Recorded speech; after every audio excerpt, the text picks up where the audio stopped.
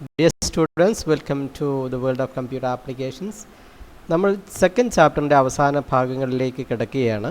ഈ ചാപ്റ്ററിനകത്ത് നമ്മൾ കാര്യമായിട്ട് ഡിസ്കസ് ചെയ്തത് ഹാർഡ്വെയറിനെ കുറിച്ചാണ് ഇത്രയും നേരം അല്ലേ. ഹാർഡ്വെയറിനെ കുറിച്ച് നമ്മൾ ഡിസ്കസ് ചെയ്തു. ഹാർഡ്വെയറിലെ കോമ്പണൻറ്റ്സ് എന്തൊക്കെയാണെന്ന് നമ്മൾ ഡിസ്കസ് ചെയ്തു അല്ലേ.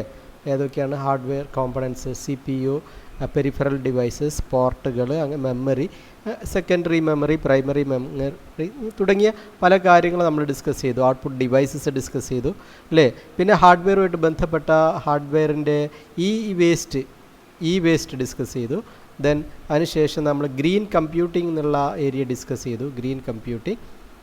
ഇനി കമ്പ്യൂട്ടറിൻ്റെ പ്രധാനപ്പെട്ട മറ്റൊരു ഭാഗമാണ് എന്ത്? സോഫ്റ്റ്വെയർ.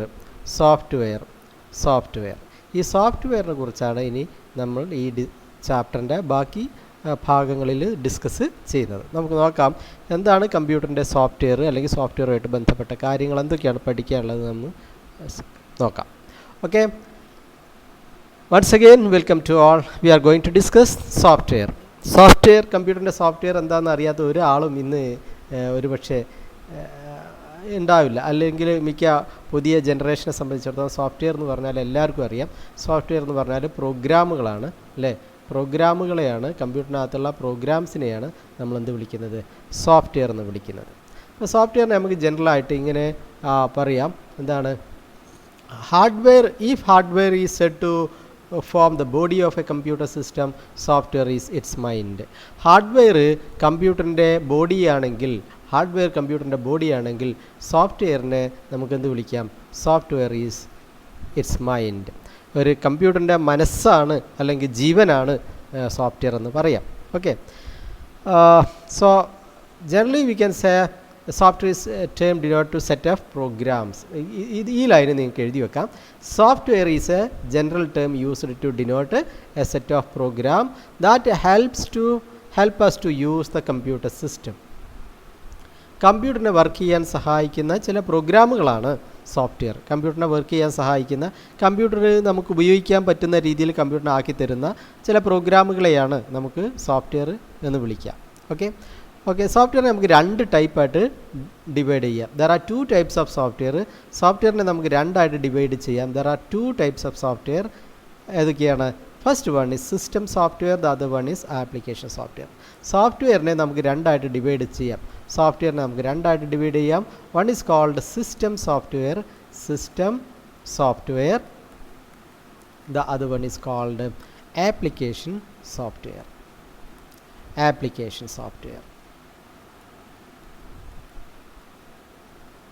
ഓക്കെ, എന്താണ് സിസ്റ്റം സോഫ്റ്റ്വെയർ, എന്താണ് ആപ്ലിക്കേഷൻ സോഫ്റ്റ്വെയർ എന്നാണ് ഇനി നമ്മൾ ഡിസ്കസ് ചെയ്യാൻ പോകുന്നത്. നോക്കാം. Okay, now there are 2 types of softwares, right?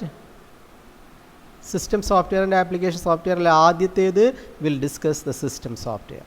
എന്താണ് സിസ്റ്റം സോഫ്റ്റ്വെയർ എന്ന് പറഞ്ഞാൽ? എന്താണ് system software? So this is what we are going to discuss now. Okay, system സോഫ്റ്റ്വെയറിനെ കുറിച്ച് നമുക്ക് 1-2 ലൈൻ ആദ്യം എഴുതാം, എന്നിട്ട് അത് ഡിസ്കസ് ചെയ്യാം. എന്താണ് സിസ്റ്റം സോഫ്റ്റ്വെയർ? സിസ്റ്റം സോഫ്റ്റ്വെയറിനെ കുറിച്ച് ഇങ്ങനെ എഴുതാം. It is a set of 1 or more programs designed to control the operation of a computer. It's a set of 1 or more programs. ഇത്ര എഴുതിയാൽ മതി. It is a set of programs എന്ന് എഴുതിയത്. 1 or more എന്ന് വേണമെന്നില്ല. It's a set of programs designed to control the operation of a computer. ഒരു കമ്പ്യൂട്ടറിൻ്റെ ഓപ്പറേഷനെ നിയന്ത്രിക്കുന്ന സോഫ്റ്റ്വെയർ ആണ് സിസ്റ്റം സോഫ്റ്റ്വെയർ. സിസ്റ്റം സോഫ്റ്റ്വെയർ അല്ലെങ്കിൽ നമുക്ക് കമ്പ്യൂട്ടർ വർക്ക് ചെയ്യിക്കാനേ പറ്റില്ല. കമ്പ്യൂട്ടറിന് ജീവൻ നൽകുന്നത് ഈ സിസ്റ്റം സോഫ്റ്റ്വെയർ ആണ്. മറ്റൊരു രീതി പറഞ്ഞാൽ system software helps to manage resources of a computer. ഒരു കമ്പ്യൂട്ടറിൻ്റെ എല്ലാ റിസോഴ്സസും മാനേജ് ചെയ്യാൻ സഹായിക്കുന്ന സോഫ്റ്റ്വെയർ ആണ് സിസ്റ്റം സോഫ്റ്റ്വെയർ. സിസ്റ്റം സോഫ്റ്റ്വെയർ എന്ത് സോഫ്റ്റ്വെയർ ആണ്? കമ്പ്യൂട്ടറിൻ്റെ എല്ലാ റിസോഴ്സും മാനേജ് ചെയ്യും. കമ്പ്യൂട്ടറിന് എന്തൊക്കെ റിസോഴ്സാണ് ഉള്ളത്? CPU ഉണ്ട്, പെരിഫറൽ ഡിവൈസസ് ഉണ്ട്, കീബോർഡ് ഉണ്ട്, മൗസ് ഉണ്ട്, CPU ഉണ്ട്, മെമ്മറി ഉണ്ട്, ഔട്ട്പുട്ട് ഡിവൈസ് ഉണ്ട്, അങ്ങനെ എല്ലാം ഫയൽസ് ഉണ്ട്. ഇങ്ങനെ കമ്പ്യൂട്ടറിലെ എല്ലാ റിസോഴ്സസിനെയും മാനേജ് ചെയ്യാൻ സഹായിക്കുന്ന സോഫ്റ്റ്വെയറാണ്. കമ്പ്യൂട്ടറിലെ എല്ലാ റിസോഴ്സിനെയും, അതിൻ്റെ CPU-നെ മാനേജ് ചെയ്യാൻ, റാമിനെ മാനേജ് ചെയ്യാൻ, അതിൻ്റെ ഡിവൈസസിനെ, ഇൻപുട്ട് യൂണിറ്റ്, കീബോർഡിനെ, മൗസിനെ, സ്പീക്കറിനെ, ഔട്ട്പുട്ട് ഡിവൈസ്, മോണിറ്ററിനെ, പ്രിൻ്ററിനെ, എല്ലാ റിസോഴ്സസിനെയും കമ്പ്യൂട്ടറിലെ എല്ലാ റിസോഴ്സിനെയും മാനേജ് ചെയ്യാൻ സഹായിക്കുന്ന സോഫ്റ്റ്വെയറാണ് സിസ്റ്റം സോഫ്റ്റ്വെയർ. അപ്പോൾ സിസ്റ്റം സോഫ്റ്റ്വെയർ ഇല്ലാതെ നമുക്ക് കമ്പ്യൂട്ടർ വർക്ക് ചെയ്യിക്കാൻ പറ്റില്ല എന്ന് പറയാം. അപ്പോൾ കമ്പ്യൂട്ടറിലെ മൊത്തം ഇതിൻ്റെ ചിത്രം എടുക്കുകയാണെങ്കിൽ സി ദിസ് വൺ, ഇത് നമ്മൾ യൂസറാണെന്ന് വിചാരിക്കുക. കമ്പ്യൂട്ടർ ഉപയോഗിക്കുന്ന ആളെയാണ് ഈ പാർട്ട് കൊണ്ട് യൂസർ എന്നുകൊണ്ട് ഉദ്ദേശിക്കുന്നത്, കമ്പ്യൂട്ടർ ഉപയോഗിക്കുന്ന ആൾ. ഓക്കെ, ഈ പാർട്ടിനെ കമ്പ്യൂട്ടറിൻ്റെ ഹാർഡ്വെയർ എന്ന് വിളിക്കാം. ഇതാണ് കമ്പ്യൂട്ടറിൻ്റെ ഹാർഡ്വെയർ എന്ന് വിചാരിക്കുക. ഈ പാർട്ടാണ് കമ്പ്യൂട്ടറിൻ്റെ ഹാർഡ്വെയർ. ഹാർഡ്വെയറിൽ എന്തൊക്കെയുണ്ട്? CPU ഉണ്ട്, RAM ഉണ്ട്, ഇൻപുട്ട് ഔട്ട്പുട്ട് ഡിവൈസസ് തുടങ്ങിയവയൊക്കെ ഉണ്ട്. ഓക്കെ, നൗ ഈ യൂസറിനും ദിസ് ഇസ് യൂസറിനും ഹാർഡ്വെയർ, ഇതാണ് ഹാർഡ്വെയറിനും ഇടക്ക് നിൽക്കുന്ന ആളാണ് ആര്? ഇതിന് രണ്ടിനും ഇടക്ക് നിൽക്കുന്ന ആളാണ് എന്ത്? സോഫ്റ്റ്വെയർ എന്ന് പറയുന്നത്. ഒരു ഭാഗത്ത് യൂസർ, ഒരു ഭാഗത്ത് കമ്പ്യൂട്ടറിൻ്റെ ഹാർഡ്വെയർ. ഈ ഹാർഡ്വെയർ അഥവാ കമ്പ്യൂട്ടർ നമുക്ക് യൂസറിന് ഉപയോഗിക്കണമെങ്കിൽ എന്ത് വേണം? സോഫ്റ്റ്വെയർ വേണം. ഓക്കെ, അപ്പോൾ കമ്പ്യൂട്ടറിനും യൂസറിനും ഇടയ്ക്ക് നിൽക്കുന്ന ആളാണ് സോഫ്റ്റ്വെയർ എന്ന് പറഞ്ഞു കഴിഞ്ഞാൽ എന്താ? നമ്മൾ എന്ന യൂസർ കമ്പ്യൂട്ടർ ഉപയോഗിക്കണമെങ്കിൽ എന്ത് വേണം? സോഫ്റ്റ്വെയർ വേണം. കമ്പ്യൂട്ടറിനകത്ത് സോഫ്റ്റ്വെയർ വേണം. കമ്പ്യൂട്ടറിനകത്ത് സോഫ്റ്റ്വെയർ ഇല്ലെങ്കിൽ നമുക്ക് യൂസേഴ്സിന് നമുക്ക് കമ്പ്യൂട്ടറായിട്ട് ഇൻട്രാക്ട് ചെയ്യാൻ സാധിക്കുന്നതല്ല, കമ്പ്യൂട്ടർ നമുക്ക് ഉപയോഗിക്കാൻ സാധിക്കുന്നതല്ല. അപ്പോൾ ഈ കൊടുത്തിരിക്കുന്ന ഈ പാർട്ടാണ്, ഇതിനകത്ത് ഈ കൊടുത്തിരിക്കുന്ന ഈ പാർട്ടാണ് എന്ത്?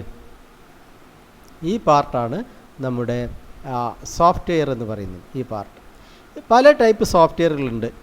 സോഫ്റ്റ്വെയറിനെ നമുക്ക് രണ്ടായിട്ട് തിരിക്കാം. എന്തൊക്കെയാണ് പറഞ്ഞിരിക്കുന്നത്? System software. എന്താണ്? സിസ്റ്റം സോഫ്റ്റ്വെയർ ഉണ്ട്, അതുപോലെ ആപ്ലിക്കേഷൻ സോഫ്റ്റ്വെയർ ഉണ്ട്. Okay, system software, application software. ഇത് മൊത്തം ഈ സോഫ്റ്റ്വെയർ എടുത്തു കഴിഞ്ഞാൽ അതിനകത്ത് നമുക്ക് രണ്ട് കാര്യങ്ങൾ ഉണ്ട്. ഒന്ന് ആപ്ലിക്കേഷൻ സോഫ്റ്റ്വെയർ ഉണ്ട്, മറ്റൊന്ന് എന്താണ്? System software. സിസ്റ്റം സോഫ്റ്റ്വെയർ ഉൾപ്പെട്ടതാണ് ഈ മൂന്ന് കാര്യങ്ങളും. ഈ മൂന്ന്, അതായത് ഓപ്പറേറ്റിംഗ് സിസ്റ്റമാണ് ഏറ്റവും പ്രധാനപ്പെട്ടത് സിസ്റ്റം സോഫ്റ്റ്വെയറിൽ. പിന്നെ ഒന്നാണ് ലാംഗ്വേജ് പ്രോസസ്സർ, എന്താണെന്ന് നമ്മൾ പഠിക്കും. മറ്റൊന്ന് യൂട്ടിലിറ്റി സോഫ്റ്റ്വെയർ. ഈ മൂന്ന് ഉൾപ്പെട്ടതാണ് എന്ത്? പിന്നെ system software. Then there is application software. ശ്രദ്ധിക്കുക, കമ്പ്യൂട്ടറിനകത്ത് സോഫ്റ്റ്വെയറിനെ രണ്ടായിട്ട് ഡിവൈഡ് ചെയ്യാം. One is called system software. നമ്മളിവിടെ പറഞ്ഞു കഴിഞ്ഞു സിസ്റ്റം സോഫ്റ്റ്വെയർ അല്ലേ? സിസ്റ്റം സോഫ്റ്റ്വെയറും പിന്നെന്തുണ്ട്? Application software. അതിൽ സിസ്റ്റം സോഫ്റ്റ്വെയറിനകത്ത് വരുന്നതാണ് operating system, language processors, utility software. ഇത് മൂന്നും കൂടിയതാണ് സിസ്റ്റം സോഫ്റ്റ്വെയർ. പിന്നെ മറ്റൊരു പാർട്ടാണ് ആപ്ലിക്കേഷൻ സോഫ്റ്റ്വെയർ. ഇതെല്ലാം ഉപയോഗിച്ചിട്ടാണ് ഒരു കമ്പ്യൂട്ടർ യൂസർ, അതായത് നമ്മളെപ്പോലുള്ള ഒരാൾ കമ്പ്യൂട്ടറിൻ്റെ ഹാർഡ്വെയർ ഉപയോഗിക്കണേ കമ്പ്യൂട്ടർ എന്ന മെഷീൻ ഉപയോഗിക്കണേ നമുക്ക് എന്ത് വേണം? സോഫ്റ്റ്വെയർ വേണം. ഇത്രയാണ് പറഞ്ഞുകൊണ്ടിരിക്കുന്നത്. ഓക്കെ, നൗ ഇനി നമുക്ക് സിസ്റ്റം സോഫ്റ്റ്വെയർ എന്താണെന്ന് പറഞ്ഞു കഴിഞ്ഞു അല്ലേ? System software is a set of program which aids to execution of അത്രയും വേണ്ട. ഇനി നമുക്ക് പറയേണ്ടത് സിസ്റ്റം സോഫ്റ്റ്വെയറിനെ നമുക്ക് മൂന്നായിട്ട് തിരിക്കാം. ഇങ്ങനെ എഴുതാം: types of system software. System സോഫ്റ്റ്വെയറിനെ നമുക്ക് മൂന്നായിട്ട് തിരിക്കാം. A operating system, B language processor, C utility software. നമ്മളിവിടെ പറഞ്ഞു കഴിഞ്ഞു എന്താണ്? കമ്പ്യൂട്ടറിൽ രണ്ട് ടൈപ്പ് സോഫ്റ്റ്വെയറുകളുണ്ട് അല്ലേ? കമ്പ്യൂട്ടറിനകത്ത് രണ്ട് ടൈപ്പ് സോഫ്റ്റ്വെയർ ഉണ്ട്. സോഫ്റ്റ്വെയറിനെ നമുക്ക് എന്തായിട്ട് ഡിവൈഡ് ചെയ്യാം? വൺ ഈസ് സിസ്റ്റം സോഫ്റ്റ്വെയർ അല്ലേ? മറ്റൊന്നാണ് എന്ത്? Application software. ഈ സിസ്റ്റം സോഫ്റ്റ്വെയർ നമുക്ക് വീണ്ടും മൂന്നായിട്ട് ഡിവൈഡ് ചെയ്യാം. ഏറ്റവും പ്രധാനപ്പെട്ടതാണ് operating system, then language processes,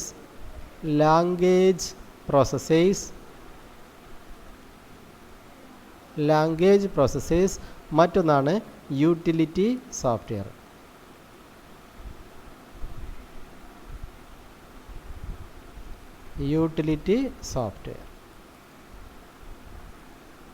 so ഈ സിസ്റ്റം സോഫ്റ്റ്വെയറിനെ നമുക്ക് വീണ്ടും മൂന്നായിട്ട് ഡിവൈഡ് ചെയ്യാം.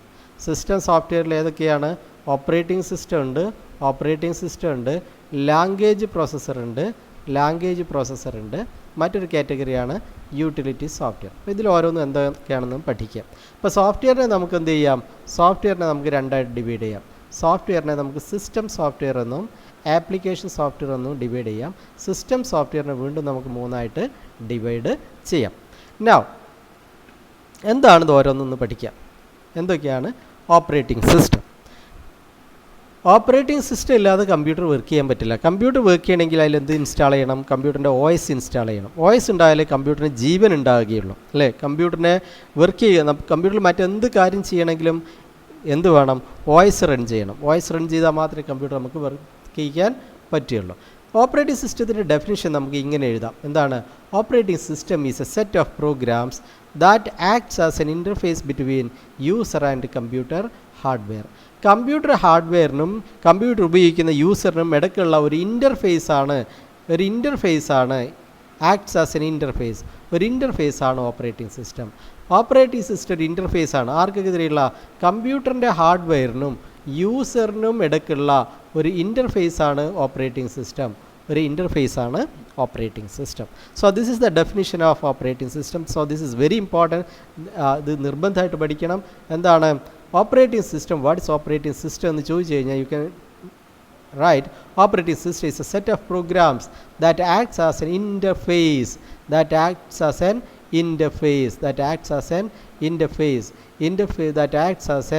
Interface between the user and computer hardware. കമ്പ്യൂട്ടറിലെ യൂസറിനും കമ്പ്യൂട്ടറിൻ്റെ ഹാർഡ്വെയറിനും ഇടയ്ക്കുള്ള ഒരു ഇൻ്റർഫേസാണ് എന്ത്? Operating system. അപ്പോൾ ഓപ്പറേറ്റിംഗ് സിസ്റ്റം കുറേ കാര്യങ്ങൾ ചെയ്യുന്നുണ്ട്. So this is the definition of operating system. ഇനി നമ്മൾ ഓപ്പറേറ്റിംഗ് സിസ്റ്റം എന്തൊക്കെയാണ് ചെയ്യുന്നതെന്ന് പഠിക്കാം.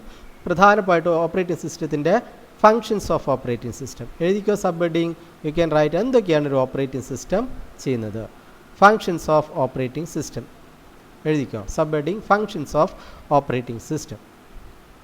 ഓപ്പറേറ്റിംഗ് സിസ്റ്റത്തിൻ്റെ പ്രധാനപ്പെട്ട ഫങ്ഷൻസ് അതിൽ first one process management, second one memory management, third one file management, fourth one device management.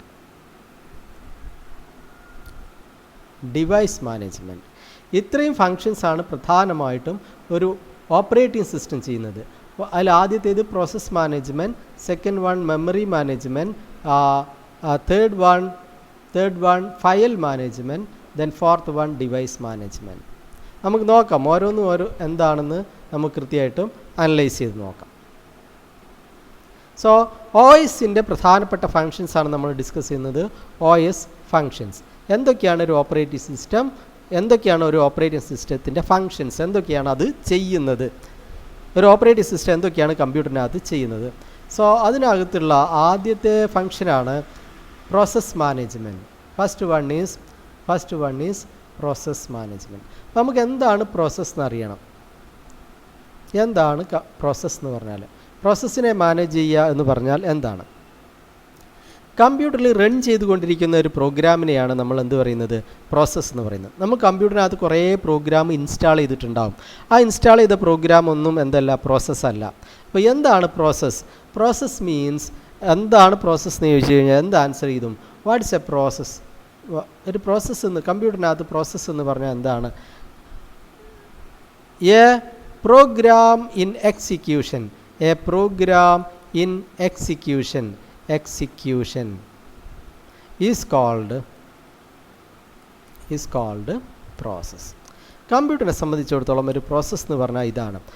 Run ചെയ്യുന്ന പ്രോഗ്രാം, അതായത് പ്രോഗ്രാമിൻ എക്സിക്യൂട്ട് ചെയ്തുകൊണ്ടിരിക്കുന്ന പ്രോഗ്രാമിനെയാണ് നമ്മൾ എന്ത് പറയുക? പ്രോസസ്സ് എന്ന് പറയും. ഉദാഹരണമായിട്ട് ഇപ്പോൾ ഇവിടെ വന്നു കഴിഞ്ഞാൽ നമ്മുടെ ആപ്ലിക്കേഷനകത്ത് ആക്സസറീസിൽ ഇതിനകത്ത് കാൽക്കുലേറ്റർ എന്നുള്ളൊരു പ്രോഗ്രാം ഉണ്ട്. പക്ഷേ അതിപ്പോൾ റൺ ചെയ്യുന്നില്ലെങ്കിൽ അതിനെ നമ്മൾ പ്രോഗ്രാം എന്ന് വിളിക്കും. ഇനി ഞാൻ ഇതിനെ ക്ലിക്ക് ചെയ്ത് ആ കാൽക്കുലേറ്റർ വന്നു കഴിഞ്ഞു. ഇപ്പോൾ ഈ കാൽക്കുലേറ്റർ എന്ന പ്രോഗ്രാം റൺ ചെയ്തുകൊണ്ടിരിക്കുകയാണ്. ഇപ്പോൾ ഇതൊരു പ്രോസസ്സാണ്. മനസ്സിലായല്ലോ? അപ്പോൾ ഞാനിവിടെ വീഡിയോ റെക്കോർഡ് ചെയ്തുകൊണ്ടിരിക്കുന്നുണ്ട്, അല്ലേ? കമ്പ്യൂട്ടറിലൊരു സോഫ്റ്റ്വെയർ ആണ് വീഡിയോ റെക്കോർഡർ, വോക്കോ സ്ക്രീൻ റെക്കോർഡർ എന്ന് പറയും. ആ റെക്കോർഡർ എൻ്റെ കമ്പ്യൂട്ടറിൽ ഇൻസ്റ്റാൾ ചെയ്ത് വെച്ചിട്ടുണ്ടെങ്കിൽ അത് പ്രോഗ്രാമാണ്, സോഫ്റ്റ്വെയർ ആണ്. അത് ഞാനിപ്പോൾ റൺ ചെയ്തുകൊണ്ടിരിക്കുന്നതുകൊണ്ട്, ഇപ്പോൾ റെക്കോർഡ് ചെയ്തുകൊണ്ടിരിക്കുന്നതുകൊണ്ട് ആ പ്രോഗ്രാം ഇപ്പോൾ റൺ ചെയ്യുന്നുണ്ട്. അതുകൊണ്ട് ഇപ്പോൾ ആ സ്ക്രീൻ റെക്കോർഡറിനെ നമുക്ക് പ്രോസസ്സ് എന്ന് വിളിക്കാം. So what's a process? A program in execution. Run ചെയ്തുകൊണ്ടിരിക്കുന്ന പ്രോഗ്രാം, കമ്പ്യൂട്ടറിൽ നമ്മൾ റൺ ചെയ്തുകൊണ്ടിരിക്കുന്ന പ്രോഗ്രാമിനെ എന്ത് വിളിക്കാം? പ്രോസസ്സ് എന്ന് വിളിക്കാം. ഒരു VLC പ്ലെയർ നമ്മൾ സിസ്റ്റത്തിൽ ഇൻസ്റ്റാൾ ചെയ്തിട്ടുണ്ട്. അങ്ങനെയാണെങ്കിൽ അതിനെ നമ്മൾ പ്രോഗ്രാം എന്ന് വിളിക്കുക, അല്ലെങ്കിൽ സോഫ്റ്റ്വെയർ എന്ന് വിളിക്കുക. പക്ഷേ ആ VLC പ്ലെയർ ഉപയോഗിച്ച് ഞാനൊരു വീഡിയോ റൺ ചെയ്യുകയാണെങ്കിൽ അപ്പോൾ ആ VLC പ്ലെയർ റൺ ചെയ്തുകൊണ്ടിരിക്കുക. അപ്പോൾ ആ VLC പ്ലെയറിനെ ആ സമയത്ത് നമ്മൾ എന്ത് വിളിക്കും? പ്രോസസ്സ് എന്ന് വിളിക്കും. ഇപ്പോൾ ഒരു ചെസ്സിൻ്റെ ഗെയിം നമ്മുടെ സിസ്റ്റത്തിൽ ഇൻസ്റ്റാൾ ചെയ്തിട്ടുണ്ട്. അങ്ങനെയാണെങ്കിൽ അതൊരു പ്രോഗ്രാം ഇൻസ്റ്റാൾ ചെയ്തിട്ടുണ്ട് എന്നാണ് അതിൻ്റെ അർത്ഥം. ആ ഇൻസ്റ്റാൾ ചെയ്ത ചെസ് ഗെയിം നമ്മൾ കളിക്കാൻ തുടങ്ങിയാൽ ആ പ്രോഗ്രാം എന്തായിട്ട് മാറും? പ്രോസസ്സായിട്ട് മാറും. അപ്പോൾ റൺ ചെയ്തുകൊണ്ടിരിക്കുന്ന പ്രോഗ്രാമിനെയാണ് നമ്മൾ എന്ത് വിളിക്കുന്നത്? പ്രോസസ്സ് എന്ന് വിളിക്കുന്നത്. Okay, ready? So that is watts a process. ഇപ്പോൾ ഒരു ഓപ്പറേറ്റിംഗ് സിസ്റ്റം ചെയ്യുന്ന പ്രധാനപ്പെട്ട ഒരു കാര്യം എന്ന് പറയുന്നത്, എന്ന് പറഞ്ഞാൽ പ്രോസസ്സ് മാനേജ്മെൻറ്റ് എന്ന് പറഞ്ഞാൽ എന്താ? റൺ ചെയ്യുന്ന പ്രോഗ്രാമുകളെ മാനേജ് ചെയ്യുക എന്ന് പറഞ്ഞാൽ എന്താ? ഒരു പ്രോഗ്രാമിന്, ഒരു പ്രോസസ്സിന് എന്ത് വേണ്ടി വരും? റൺ ചെയ്യാൻ, ഒരു പ്രോഗ്രാമിന് റൺ ചെയ്യാൻ, പ്രോസസ്സ് റൺ ചെയ്യാൻ എന്ത് വേണ്ടി വരും? കമ്പ്യൂട്ടറിൻ്റെ റിസോഴ്സ് വേണ്ടി വരും. ഉദാഹരണമായിട്ട് CPU വേണ്ടി വരും. CPU അലോക്കേറ്റ് ചെയ്ത് കൊടുക്കേണ്ടി വരും. CPUവിൻ്റെ ടൈം അലോക്കേറ്റ് ചെയ്ത് കൊടുക്കേണ്ടി വരും. ഇപ്പോൾ ഒരേ സമയം ഒന്നിലധികം പ്രോഗ്രാം റൺ ചെയ്യും അല്ലേ? ഒരു കമ്പ്യൂട്ടറിനകത്ത് ഒരേ സമയം ഒന്നിലധികം പ്രോഗ്രാം റൺ ചെയ്യാം. നമുക്ക് പാട്ട് കേൾക്കാം, അതേസമയം തന്നെ ചെസ് കളിക്കാം. നമുക്ക് ടൈപ്പ് ചെയ്യാം, അതേ സമയം തന്നെ പാട്ട് കേൾക്കാം. അപ്പോൾ ഒരു സമയത്ത് ഒന്നിലധികം പ്രോസസ്സുകൾ കമ്പ്യൂട്ടറിലുണ്ടാവും, ഒരു സമയത്ത് ഒന്നിലധികം പ്രോഗ്രാമുകൾ റൺ ചെയ്യുന്നുണ്ടാവും. അപ്പോൾ ഒന്നിലധികം പ്രോസസ്സുകൾ കമ്പ്യൂട്ടറിൽ റൺ ചെയ്യണമെങ്കിൽ CPU എല്ലാ പ്രോസസ്സിനും കൊടുക്കണം. CPU എല്ലാ പ്രോസസ്സിനും റൺ ചെയ്യുന്ന പ്രോഗ്രാമിനും കൊടുക്കണം. അങ്ങനെ CPUവിനെ അലോക്കേറ്റ് ചെയ്യുകയും ഒന്നിൻ്റെ ആവശ്യം കഴിഞ്ഞാൽ അതിനെ അലോക്കേറ്റ് ചെയ്യുക, അവിടുന്ന് അതിൻ്റെ അലോക്കേഷൻ കഴിഞ്ഞാൽ അതിനെടുത്ത് വേറൊരു പ്രോസസ്സിന് കൊടുക്കുകയൊക്കെ ചെയ്യുക. ഇതിനെയാണ് പ്രോസസ്സ് മാനേജ്മെൻറ്റ് എന്ന് പറയുന്നത്. ഏറ്റവും പ്രധാനപ്പെട്ട ഒരു കാര്യമാണ് കമ്പ്യൂട്ടർ റൺ ചെയ്യുന്ന പ്രോഗ്രാമുകളെ മാനേജ് ചെയ്യുക എന്നുള്ളത്. റൺ ചെയ്യുന്ന പ്രോഗ്രാമുകളെ മാനേജ് ചെയ്യുന്നതിനാണ് പ്രോസസ്സ് മാനേജ്മെൻറ്റ് എന്ന് വിളിക്കുന്നത്. By the term process we mean program in execution. Run ചെയ്യുന്ന പ്രോഗ്രാമിനെയാണ് നമ്മൾ എന്ത് വിളിക്കുക? പ്രോസസ്സ് എന്ന് വിളിക്കുന്നത്. ഓക്കെ, ഇനിയോ the process management module of operating system take care of allocation and deallocation of processes and processes.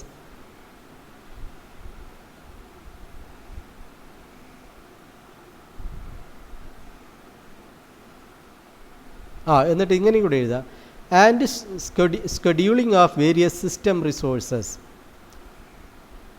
Okay, ഇത്ര എഴുതിയാൽ മതി കേട്ടോ. എന്താണ് പ്രോസസ് മാനേജ്മെൻറ്റ് എന്ന് പറഞ്ഞു കഴിഞ്ഞാൽ? പ്രോസസ് മാനേജ്മെൻറ്റ് എന്ന് പറഞ്ഞു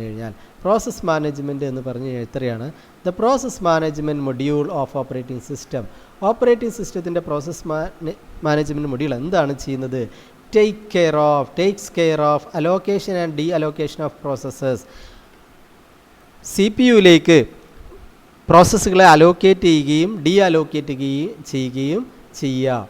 ആൻഡ് അത് വേണമെങ്കിൽ കുറച്ചുകൂടി സിമ്പിളായിട്ട് ഇങ്ങനെ എഴുതാം കേട്ടോ. ഇങ്ങനെ എഴുതിക്കുക, കുറച്ചുകൂടെ സിമ്പിളായിട്ട് ഇങ്ങനെ എഴുതുക.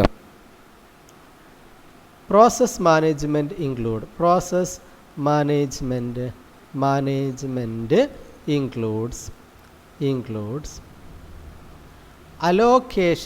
allocation and deallocation of system resources like CPU to various processes running in the computer. ഇങ്ങനെ എഴുതുന്നതാണ് കുറച്ചുകൂടി നല്ലത്. കമ്പ്യൂട്ടർ റൺ ചെയ്യുന്ന പ്രോഗ്രാമുകൾക്ക് CPU പോലെയുള്ള റിസോഴ്സ് അലോക്കേറ്റ് ചെയ്യുകയും ഡീ അലോക്കേറ്റ് ചെയ്യുകയും ചെയ്യുന്നതിനെയാണ് എന്തെന്ന് പറയുന്നത്? പ്രോസസ് മാനേജ്മെൻറ്റ് എന്ന് പറയുന്നത്. കമ്പ്യൂട്ടർ റൺ ചെയ്യുന്ന പ്രോഗ്രാമുകൾക്ക് CPU പോലെയുള്ള റിസോഴ്സസ് അലോക്കേറ്റ് ചെയ്യുകയും ഡീ അലോക്കേറ്റ് ചെയ്യുന്നതിനാണ് പ്രോസസ് മാനേജ്മെൻറ്റ് എന്ന് പറയുന്നത്. ഉദാഹരണമായിട്ട് ഇപ്പോൾ കമ്പ്യൂട്ടറിൽ ഒരു CPU ഉണ്ടെന്ന് വിചാരിക്കുക. ഇത് കമ്പ്യൂട്ടർ CPU. ഇവിടെ ഒരു പ്രോസസ്സ് P1 എന്നുള്ള പ്രോസസ്സ് റൺ ചെയ്യുന്നുണ്ട്, P2 എന്ന പ്രോസസ്സ് റൺ ചെയ്യുന്നുണ്ട്, P3 എന്ന പ്രോസസ്സ് റൺ ചെയ്യും. 3 പ്രോസസ്സുകൾ കമ്പ്യൂട്ടർ റൺ ചെയ്യുന്നുണ്ട് വിചാരിക്കുക. അങ്ങനെയാണെങ്കിൽ കുറച്ച് നേരം CPU ആർക്ക് കൊടുക്കും? കുറച്ച് നേരം CPU P1 കൊടുക്കും അല്ലേ? അത് കഴിഞ്ഞിട്ട് ഇത് അലോക്കേറ്റ് ചെയ്തിട്ട് ആർക്ക് കൊടുക്കും? P2 അലോക്കേറ്റ് ചെയ്യും. അത് കഴിഞ്ഞ് ഇത് അലോക്കേറ്റ് ചെയ്തിട്ട് ആർക്ക് കൊടുക്കും? P3 അലോക്കേറ്റ് ചെയ്യും. പിന്നെ P3 അലോക്കേറ്റ് ചെയ്തിട്ട് വീണ്ടും ആർക്ക് കൊടുക്കും? P1 അലോക്കേറ്റ് ചെയ്യും. കുറച്ച് കഴിഞ്ഞിട്ട് P1 അലോക്കേറ്റ് ചെയ്തിട്ട് ആർക്ക് കൊടുക്കും? P2 കൊടുക്കും. അപ്പോൾ പ്രോസസ്സ് ഇങ്ങനെ വേറെ CPU ഇങ്ങനെ വ്യത്യസ്തമായിട്ടുള്ള പ്രോസസ്സുകൾക്ക് അലോക്കേറ്റ് ചെയ്ത് കൊടുക്കുകയും അലോക്കേറ്റ് ചെയ്ത് കൊടുക്കുകയും ചെയ്യുന്ന പ്രോസസ്സിനെയാണ് പ്രോസസ്സ് മാനേജ്മെൻറ്റ് എന്ന് പറയുന്നത്. ഞാൻ എഴുതിയ ഈ നോട്ട് എഴുതിയാൽ മതി. എന്താണ് നമ്മൾ എഴുതിയിരുന്നത്? Process management includes allocation and deallocation of system resources like CPU to various processes running in computer എന്ന് എഴുതിയാൽ മതി. Now അതാണ് ആദ്യത്തേത്. കമ്പ്യൂട്ടർ റൺ ചെയ്യുന്ന പ്രോസസ്സുകളെ മാനേജ് ചെയ്യുക എന്നുള്ളതാണ് ഒരു ഓപ്പറേറ്റിംഗ് സിസ്റ്റത്തിൻ്റെ ആദ്യത്തെ ഫങ്ഷൻ. Now next one, എന്താണ് അടുത്തത്? OSൻ്റെ മറ്റൊരു ഫംഗ്ഷനാണ്, ഓപ്പറേറ്റിംഗ് സിസ്റ്റത്തിൻ്റെ മറ്റൊരു ഫംഗ്ഷനാണ്. രണ്ടാമത്തെ ഫംഗ്ഷനായിട്ട് നമുക്ക് എന്ത് എഴുതാം? മെമ്മറി മാനേജ്മെൻറ്റ് എന്ന് കൊടുക്കാം. നേരത്തെ പറഞ്ഞല്ലോ CPU വ്യത്യസ്തമായിട്ടുള്ള പ്രോസസ്സുകൾക്ക് അലോക്കേറ്റ് ചെയ്ത് കൊടുക്കുക, അലോക്കേറ്റ് ചെയ്യുക. അതേപോലെ തന്നെ കമ്പ്യൂട്ടറിലെ മറ്റൊരു പ്രധാനപ്പെട്ട റിസോഴ്സാണ് എന്ത്? RAM. ഈ RAM പ്രോസസ്സുകൾക്ക് റൺ ചെയ്യുന്ന പ്രോഗ്രാമുകൾക്ക് അലോക്കേറ്റ് ചെയ്ത് കൊടുക്കുകയും അലോക്കേറ്റ് ചെയ്ത് കൊടുക്കുകയും വേണം. അതായത് ഇപ്പോൾ കമ്പ്യൂട്ടറിനകത്ത് 3 പ്രോസസ്സുണ്ട്, P1, P2, P3, 3 പ്രോസസ്സുകൾ CPU-ൽ റൺ ചെയ്യുന്നു എന്ന് വിചാരിക്കുക. Suppose this is CPU. ഇത് 3 പ്രോസസ്സുകൾ റൺ ചെയ്യുന്നു. ഈ പ്രോസസ്സുകൾക്കൊക്കെ എന്ത് വേണ്ടി വരും? മെമ്മറിയിൽ സ്പേസ് വേണ്ടി വരും. അപ്പോൾ ഇത് P1 സ്പേസ്, ഇത് റാമിനകത്ത് P2 സ്പേസ്, ഇത് P3 സ്പേസ് ആണെന്ന് വിചാരിക്കുക. അപ്പോൾ P1 റൺ ചെയ്യുമ്പോൾ ഇത് P1 കൊടുക്കും. ഓക്കെ, ഇത് P1 കൊടുക്കും. ഇനി P1 റൺ ചെയ്ത് കഴിഞ്ഞു എന്ന് വിചാരിക്കുക. P1 കഴിഞ്ഞു, പിന്നെ ആ മെമ്മറി എന്താക്കും? ഫ്രീ ആക്കും. ഇനി P2 റൺ ചെയ്യുമ്പോൾ P2 മെമ്മറിക്ക് സ്പേസ് കൊടുക്കും, മെമ്മറി അലോക്കേറ്റ് ചെയ്യും. ഇനി P2 റൺ ചെയ്ത് കംപ്ലീറ്റ് ചെയ്ത് ആ മെമ്മറിനെ ഫ്രീ ആക്കും. ഇനി P3 റൺ ചെയ്യുന്നു എന്ന് വിചാരിക്കുക. അപ്പോൾ ഈ മെമ്മറി ആർക്ക് കൊടുക്കും? റാമിൻ്റെ ഈ ഏരിയ P3 കൊടുക്കും. P3 റൺ ചെയ്ത് കംപ്ലീറ്റ് ആയി എന്ന് വിചാരിക്കുക. അങ്ങനെയാണെങ്കിൽ ഇത് അലോക്കേറ്റ് ചെയ്യും. അപ്പോൾ മെമ്മറി അലോക്കേറ്റ് ചെയ്യുകയും മെമ്മറി അലോക്കേറ്റ് ചെയ്യുകയും മെമ്മറി അലോക്കേറ്റ് ചെയ്യുകയും ചെയ്യുന്നതും ആരുടെ ഡ്യൂട്ടിയാണ്? ഓപ്പറേറ്റിംഗ് സിസ്റ്റത്തിൻ്റെ ഡ്യൂട്ടിയാണ്. ആരുടെ ഡ്യൂട്ടിയാണ്? ഓപ്പറേറ്റിംഗ് സിസ്റ്റത്തിൻ്റെ ഡ്യൂട്ടിയാണ്. സോ എന്താണ് മെമ്മറി മാനേജ്മെൻറ്റ് എന്ന് പറഞ്ഞു കഴിഞ്ഞാൽ? എന്താണ് മെമ്മറി മാനേജ്മെൻറ്റ് എന്ന് പറഞ്ഞാൽ? അലോക്കേറ്റിംഗ്, ഇങ്ങനെ എഴുതാം, അലോക്കേറ്റിംഗ് അല്ലെങ്കിൽ allocation and ഡീഅലോക്കേഷൻ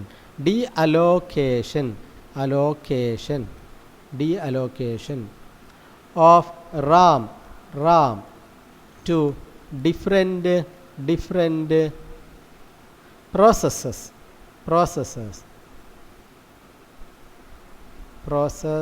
different processes in a computer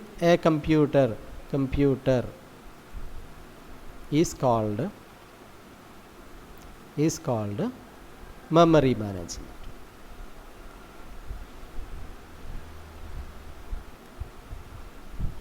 Allocation and deallocation of RAM to different processes in a computer is called memory management. അതായത് കമ്പ്യൂട്ടറിൻ്റെ മെമ്മറി എന്ന് പറഞ്ഞാൽ പ്രധാനപ്പെട്ടത് പ്രോഗ്രാമുമായിട്ട് ബന്ധപ്പെട്ട മെമ്മറി ഏതാണെന്ന് ചോദിച്ചാൽ റാമാണ്. റാം ഓരോ പ്രോസസ്സുകൾക്ക് അലോക്കേറ്റ് ചെയ്ത് കൊടുക്കുകയും അലോക്കേറ്റ് ചെയ്ത് കൊടുക്കുകയും ചെയ്യുന്ന പ്രോസസ്സിന് പറയുന്ന പേരാണ് മെമ്മറി മാനേജ്മെൻറ്റ്. ഈ മെമ്മറി മാനേജ്മെൻറ്റ് ആരുടെ ഡ്യൂട്ടിയാണ്? Operating system. അതായത് റാമിൽ ഒരു പ്രോഗ്രാം റൺ ചെയ്യുമ്പോൾ ആ പ്രോഗ്രാമിന് എന്ത് വേണം? ഒരു പ്രോസസ്സ് റൺ ചെയ്യുമ്പോൾ P1 എന്നുള്ള പ്രോസസ്സ് റൺ ചെയ്യണമെങ്കിൽ റാമിനകത്ത് എന്ത് കൊടുക്കും? P1 ഒരു മെമ്മറി ഏരിയ കൊടുക്കും, അലോക്കേറ്റ് ചെയ്യും. ഓക്കെ, ഇനി P1 മെമ്മറി അലോക്കേറ്റ് ചെയ്യും. ഇനി P1 റൺ ചെയ്ത് കഴിഞ്ഞു എങ്കിൽ ആ മെമ്മറി തിരിച്ചെടുക്കും. ഇനി P2 റൺ ചെയ്യുകയാണെങ്കിൽ P2 എന്ത് ചെയ്യും? മെമ്മറിക്കകത്ത് സ്പേസ് കൊടുക്കും, സ്പേസ്. P2 കംപ്ലീറ്റ് ചെയ്താൽ അത് അലോക്കേറ്റ് ചെയ്ത് ഫ്രീ ആക്കും. ഈ പ്രോസസ്സിനെയാണ് എന്ത് പറയുന്നത്? Memory management. ഇത് ഓപ്പറേറ്റിംഗ് സിസ്റ്റത്തിൻ്റെ രണ്ടാമത്തെ ഫംഗ്ഷനാണ്. ഇനി ഓപ്പറേറ്റിംഗ് സിസ്റ്റത്തിൻ്റെ മൂന്നാമത്തെ ഫംഗ്ഷനാണ് ഫയൽ മാനേജ്മെൻറ്റ്. നമുക്ക് ഒരു കമ്പ്യൂട്ടറിനകത്ത് ഒരു ഫയൽ ക്രിയേറ്റ് ചെയ്യണമെങ്കിലും ഡിലീറ്റ് ചെയ്യണമെങ്കിലും അതിൽ മോഡിഫൈ ചെയ്യണമെങ്കിലും ഒക്കെ എന്ത് വേണം? ഓപ്പറേറ്റിംഗ് സിസ്റ്റം വേണം. ഓപ്പറേറ്റിംഗ് സിസ്റ്റം ഉപയോഗിച്ചിട്ടാണ് നമ്മൾ ഫയൽ ഓപ്പൺ ചെയ്യുന്നതും ഫയൽ ക്രിയേറ്റ് ചെയ്യുന്നതും ഫയലിനെ ഡിലീറ്റ് ചെയ്യുന്നതും ഫയലിൻ്റെ ഡേറ്റ റിട്രീവ് ചെയ്യുന്നതും പിന്നെ ഒക്കെ ചെയ്യുന്നത്. So what is file management? So file management, you can write like this: file management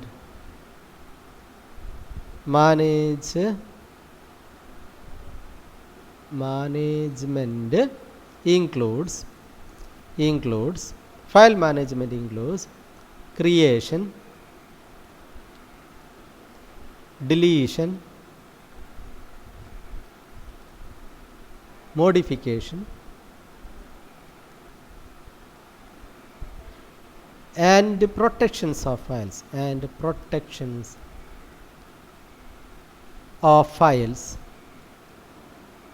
in a computer system. ഒരു കമ്പ്യൂട്ടറിൽ ഫയൽ ക്രിയേറ്റ് ചെയ്യാനും ഡിലീറ്റ് ചെയ്യാനും അതിൽ ഡാറ്റ മോഡിഫൈ ചെയ്യാനും റിട്രീവ് ചെയ്യാനും വേണമെങ്കിൽ മോഡിഫിക്കേഷൻ കോമ ഇവിടെ ഒരു കാര്യം കൂടി എഴുതാം. എന്ത് ചെയ്യുക എഴുതാം? Retrieval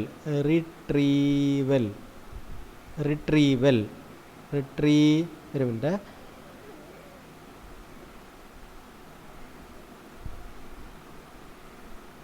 retrieval and protection. So file management includes creation, deletion, modification, retrieval and protection of files in a computer system. നമുക്കൊരു കമ്പ്യൂട്ടറിൽ ഫയൽ ക്രിയേറ്റ് ചെയ്യണമെങ്കിലും ഡിലീറ്റ് ചെയ്യണമെങ്കിലും എഡിറ്റ് ചെയ്യണമെങ്കിലും മോഡിഫൈ ചെയ്യണമെങ്കിലും അന്ന് ഡാറ്റ എടുക്കണമെങ്കിലും ആ ഫയലിനെ പ്രൊട്ടക്റ്റ് ചെയ്യാനൊക്കെ ആരാണ് സഹായിക്കുന്നത്? ഓപ്പറേറ്റിംഗ് സിസ്റ്റമാണ് സഹായിക്കുന്നത്. ഈ പ്രോസസ്സിനെയാണ് നമ്മൾ എന്ത് പറയുക? File management. കമ്പ്യൂട്ടറിലുള്ള എല്ലാ ഫയലിനെയും ക്രിയേറ്റ് ചെയ്യാനും ഡിലീറ്റ് ചെയ്യാനും പിന്നെ മോഡിഫൈ ചെയ്യാനും പ്രൊട്ടക്റ്റ് ചെയ്യാനൊക്കെ സഹായിക്കുന്നത് ഫയൽ മാനേജ്മെൻറ്റ് ഫെസിലിറ്റിയാണ്. ഈ ഫയൽ മാനേജ്മെൻറ്റ് ഫെസിലിറ്റി ആരാ തരുന്നത്? ഓപ്പറേറ്റിംഗ് സിസ്റ്റത്തിൻ്റെ ഒരു ഫംഗ്ഷനാണ്. മറ്റൊരു പ്രധാനപ്പെട്ട ഫംഗ്ഷനാണ് ഓപ്പറേറ്റിംഗ് സിസ്റ്റത്തിൻ്റെ പ്രധാനപ്പെട്ട ഫംഗ്ഷനാണ് ഡിവൈസ് മാനേജ്മെൻറ്റ്. നാലാമത്തേതാണെന്ത്? Device management. Okay. Device management module of an operating system performs managements of devices attached to computer. കമ്പ്യൂട്ടറിലേക്ക് അറ്റാച്ച് ചെയ്തിരിക്കുന്ന ഡിവൈസുകളെ മാനേജ് ചെയ്യുന്നതിനെയാണ് എന്ത് പറയുന്നത്? പിന്നെ ഡിവൈസ് മാനേജ്മെൻറ്റ്. എന്തൊക്കെ ഡിവൈസസാ മാനേജ് ചെയ്യുക? ബ്രാക്കറ്റിൽ എഴുതുക. കീബോർഡ് അല്ലേ? Keyboard, mouse, monitor, scanner, printer et cetera. കമ്പ്യൂട്ടറിലേക്ക് കണക്ട് ചെയ്തിരിക്കുന്ന keyboard, mouse, monitor, speaker, scanner തുടങ്ങിയ എല്ലാ ഡിവൈസുകളെയും മാനേജ് ചെയ്യുന്നത് ആരാണ് മാനേജ് ചെയ്യുന്നത്? ഓപ്പറേറ്റിംഗ് സിസ്റ്റമാണ് മാനേജ് ചെയ്യുന്നത്. സോ ഇതിനെയാണ് നമ്മൾ ഡിവൈസ് മാനേജ്മെൻറ്റ് എന്ന് പറയുന്നത്. കമ്പ്യൂട്ടറിലേക്ക് കണക്ട് ചെയ്തിരിക്കുന്ന എല്ലാ പെരിഫറൽ ഡിവൈസസിനെയും മാനേജ് ചെയ്യുന്നത് ആരാണ്? ഓപ്പറേറ്റിംഗ് സിസ്റ്റമാണ്. സോ ഇതിനെയാണ് നമ്മൾ ഡിവൈസ് മാനേജ്മെൻറ്റ് എന്ന് പറയുന്നത്. ഓക്കെ. സോ നമ്മൾ പ്രധാനപ്പെട്ട ഓപ്പറേറ്റിംഗ് സിസ്റ്റത്തിൻ്റെ ഫങ്ഷൻസാണ് ഡിസ്കസ് ചെയ്തിരിക്കുന്നത്. Functions of operating system. Operating സിസ്റ്റത്തിന് പ്രധാനമായിട്ട് 4 ഫങ്ഷൻസ് ഉണ്ട്. Process management. കമ്പ്യൂട്ടർ റൺ ചെയ്തിരിക്കുന്ന പ്രോഗ്രാമുകളെയാണ് പ്രോസസ്സ് എന്ന് വിളിക്കുക. ആ പ്രോഗ്രാമുകൾക്ക് റൺ ചെയ്യുന്ന പ്രോഗ്രാമുകൾക്ക് കമ്പ്യൂട്ടറിൻ്റെ CPU അലോക്കേറ്റ് ചെയ്യുകയും ഡി അലോക്കേറ്റ് ചെയ്യുകയും ചെയ്യുന്നതിനെയാണ് പ്രോസസ്സ് മാനേജ്മെൻറ്റ് എന്ന് പറയുന്നത്. മെമ്മറി മാനേജ്മെൻറ്റ് എന്ന് പറഞ്ഞാൽ കമ്പ്യൂട്ടർ റൺ ചെയ്യുന്ന പ്രോഗ്രാമുകൾക്ക് മെമ്മറി റാമിൻ്റെ ലൊക്കേഷൻ അലോക്കേറ്റ് ചെയ്യുകയും ഡി അലോക്കേറ്റ് ചെയ്യുന്നതിനെയാണ് മെമ്മറി മാനേജ്മെൻറ്റ് എന്ന് പറയുന്നത്. കമ്പ്യൂട്ടറിൽ നമുക്ക് ഫയൽ ക്രിയേറ്റ് ചെയ്യാനും ഡിലീറ്റ് ചെയ്യാനും ഡാറ്റ റിട്രീവ് ചെയ്യാനും മോഡിഫൈ ചെയ്യാനും അതിനെ പ്രൊട്ടക്റ്റ് ചെയ്യാനൊക്കെ സഹായിക്കുന്നതിനെയാണ് ആ ഫംഗ്ഷനെയാണ് ഫയൽ മാനേജ്മെൻറ്റ് എന്ന് പറയുന്നത്. മറ്റൊന്നാണ് ഡിവൈസ് മാനേജ്മെൻറ്റ്. കമ്പ്യൂട്ടറിലേക്ക് കണക്ട് ചെയ്തിരിക്കുന്ന കീബോർഡ്, മൗസ്, സ്പീക്കർ, സ്കാനർ തുടങ്ങിയ എല്ലാ ഡിവൈസിനെയും മാനേജ് ചെയ്യണം. അതെല്ലാം ഓപ്പറേറ്റിംഗ് സിസ്റ്റമാണ് ചെയ്യുന്നത്. സോ ഓപ്പറേറ്റിംഗ് സിസ്റ്റത്തിൻ്റെ ഫങ്ഷൻസാണ് നമ്മളിപ്പോൾ ഡിസ്കസ് ചെയ്തിരിക്കുന്നത്. അതിൻ്റെ ഒരു പിക്ടോറിയൽ റെപ്രസെൻറ്റേഷനാണ് നിങ്ങൾക്ക് ഇവിടെ കാണാൻ പറ്റുന്നത്. ശ്രദ്ധിക്കുക. കമ്പ്യൂട്ടറിനെ നമുക്ക് ഇത് കമ്പ്യൂട്ടറിൻ്റെ CPU എന്ന് വിളിക്കുക. അത് കമ്പ്യൂട്ടറിൻ്റെ CPU ആണെന്ന് വിചാരിക്കുക. ഇത് കമ്പ്യൂട്ടറിൻ്റെ റാം ആണെന്ന് വിചാരിക്കാം. ഇത് കമ്പ്യൂട്ടറിലുള്ള ഫയൽസ് ആണെന്ന് വിചാരിക്കുക. ഇത് കമ്പ്യൂട്ടറിനകത്തുള്ള ഡിവൈസസ് ആണെന്ന് വിചാരിക്കുക. Devices, keyboard, mouse. അപ്പോൾ CPU-നെ മാനേജ് ചെയ്യാൻ പ്രോസസ്സ് മാനേജ്മെൻറ്റ് അല്ലേ? പ്രോസസ്സുകൾ റൺ ചെയ്യുമ്പോൾ CPU അലോക്കേറ്റ് ചെയ്യുക. മെമ്മറി അലോക്കേറ്റ് ചെയ്യുന്നത് മെമ്മറി മാനേജ്മെൻറ്റ്. ഫയൽസിനെ മാനേജ് ചെയ്യാൻ ഫയൽ മാനേജ്മെൻറ്റ്. ഡിവൈസസിനെ മാനേജ് ചെയ്യാൻ device management. So this is the pictorial representation of functions of a operating system. അപ്പോൾ നമ്മൾ ഡിസ്കസ് ചെയ്തത് എന്താണ്? സോഫ്റ്റ്വെയറിൽ കമ്പ്യൂട്ടറിലെ സോഫ്റ്റ്വെയർ 2 ടൈപ്പ് ഉണ്ട്. ഒന്നെന്താണ് സിസ്റ്റം സോഫ്റ്റ്വെയർ, മറ്റൊന്നാണ് ആപ്ലിക്കേഷൻ സോഫ്റ്റ്വെയർ. സിസ്റ്റം സോഫ്റ്റ്വെയറിനെ നമുക്ക് 3ആയിട്ട് ഡിവൈഡ് ചെയ്യാം. എന്തൊക്കെയാണ്? നമുക്ക് ഓപ്പറേറ്റിംഗ് സിസ്റ്റം, ദെൻ മറ്റൊന്നാണ് യൂട്ടിലിറ്റി സോഫ്റ്റ്വെയർ അല്ലെങ്കിൽ ലാംഗ്വേജ് പ്രോസസ്സേഴ്സ്. ലാംഗ്വേജ് പ്രോസസ്സേഴ്സ്, മറ്റൊന്നാണ് യൂട്ടിലിറ്റി സോഫ്റ്റ്വെയർ. അല്ല, ഇതിനകത്ത് നമ്മളിപ്പോൾ ഡിസ്കസ് ചെയ്തിരിക്കുന്നത് ഓപ്പറേറ്റിംഗ് സിസ്റ്റമാണ്. ഓപ്പറേറ്റിംഗ് സിസ്റ്റത്തിന് പ്രധാനമായിട്ട് 4 ഫങ്ഷൻസ് ഉണ്ട്. Process management, memory management, then file management, last one device management. ഇത്രയും കാര്യങ്ങളാണ് ഇപ്പോൾ നമ്മൾ ഡിസ്കസ് ചെയ്തത്.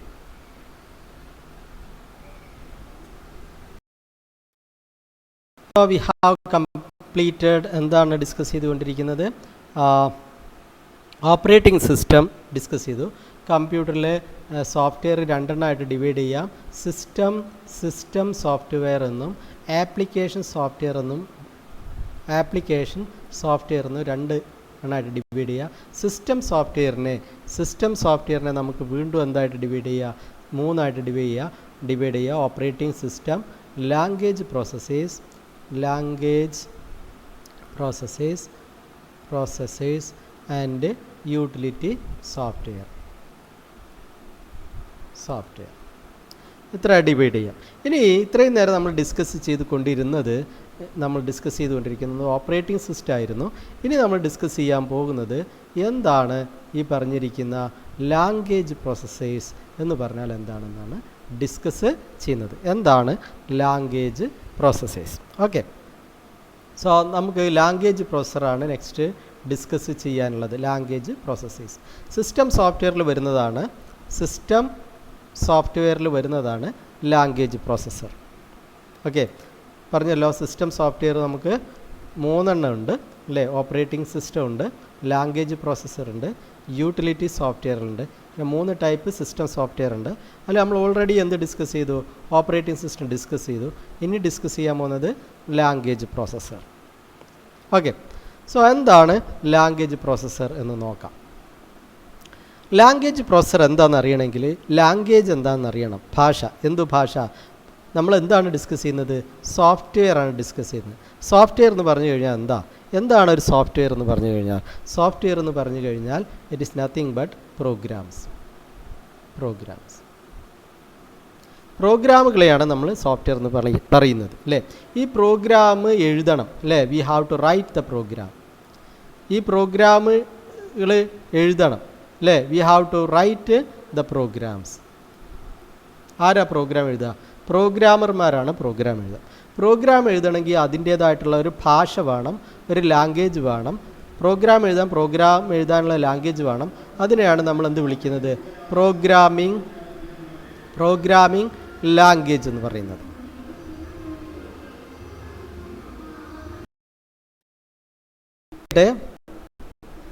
സോഫ്റ്റ്വെയർ എന്ന് പറഞ്ഞാൽ എന്താണ്? സോഫ്റ്റ്വെയർ എന്ന് പറഞ്ഞു കഴിഞ്ഞാൽ പ്രോഗ്രാംസ് ആണ്. ഈ പ്രോഗ്രാമുകൾ എഴുതണം. ആരെഴുതും? പ്രോഗ്രാമേഴ്സ് പ്രോഗ്രാം എഴുതും. പ്രോഗ്രാം എഴുതണമെങ്കിൽ അതിൻ്റേതായിട്ടുള്ള ഭാഷയുണ്ട്. ആ ഭാഷയെയാണ് നമ്മൾ പ്രോഗ്രാമിംഗ് ലാംഗ്വേജസ് എന്ന് വിളിക്കുന്നത്. ഈ പ്രോഗ്രാമിംഗ് ലാംഗ്വേജസിന് എക്സാമ്പിളാണ് നമ്മൾ പറയുന്ന C, C++, ജാവ, PHP എന്നൊക്കെ പറയുന്നത് പ്രോഗ്രാമിംഗ് ലാംഗ്വേജുകളാണ്. അപ്പോൾ പ്രോഗ്രാം എഴുതണമെങ്കിൽ എന്ത് വേണം? പ്രോഗ്രാം എഴുതണമെങ്കിൽ എന്താവശ്യമാണ്? പ്രോഗ്രാമിംഗ് ലാംഗ്വേജ് ആവശ്യമാണ്. അപ്പോൾ ആദ്യം നമ്മൾ ലാംഗ്വേജ് എന്താണെന്ന് നോക്കാം. പ്രോഗ്രാമിംഗ് ലാംഗ്വേജ് എന്താണെന്നാണ് പഠിക്കാൻ പോകുന്നത്. അപ്പോൾ നമുക്ക് എന്താണ് ലാംഗ്വേജ് പ്രോസസ്സർ എന്ന് മനസ്സിലാവും. ലാംഗ്വേജ് പ്രോസസ്സർ എന്താണെന്ന് ഡിസ്കസ് ചെയ്യുന്നതിന് മുമ്പ് നമ്മൾ ആദ്യം ഡിസ്കസ് ചെയ്യുന്നത് പ്രോഗ്രാമിംഗ് ലാംഗ്വേജസ് ആണ്. പ്രോഗ്രാം എഴുതാൻ ഉപയോഗിക്കുന്ന ഭാഷ. സോ ആദ്യം ഇങ്ങനെ എഴുതാം, പ്രോഗ്രാമിംഗ് ലാംഗ്വേജ് എന്ന് എഴുതാം. എന്താണ് എഴുതേണ്ടത്? Programming language.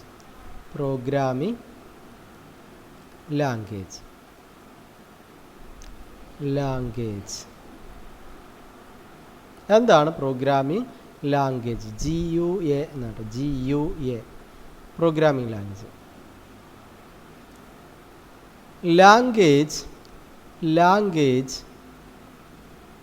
Language used to write programs is called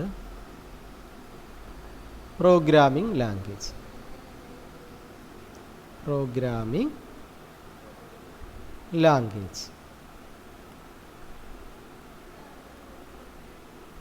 programme എഴുതാൻ ഉപയോഗിക്കുന്ന ഭാഷയെയാണ് നമ്മൾ പ്രോഗ്രാമിംഗ് ലാംഗ്വേജ് എന്ന് വിളിക്കുന്നത്. പ്രോഗ്രാംസ് സോഫ്റ്റ്വെയർ ഉണ്ടാക്കാൻ ഉപയോഗിക്കുന്ന ഭാഷയെയാണ് നമ്മൾ പ്രോഗ്രാമിംഗ് ലാംഗ്വേജ് എന്ന് വിളിക്കുന്നത്. നൗ ഇനി ഈ പ്രോഗ്രാമിംഗ് ലാംഗ്വേജിനെ കുറിച്ച് ഡിസ്കസ് ചെയ്യുമ്പം 3 ടൈപ്പ് പ്രോഗ്രാമിംഗ് ലാംഗ്വേജസ് ഉണ്ട്. ടൈപ്സ് ഓഫ് പ്രോഗ്രാമിംഗ് ലാംഗ്വേജസ് എഴുതിക്കോ. ടൈപ്സ് 3 ആയിട്ട് നമുക്ക് programming ലാംഗ്വേജിനെ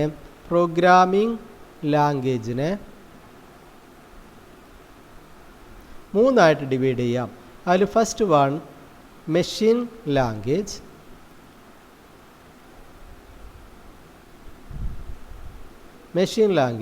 second one assembly language,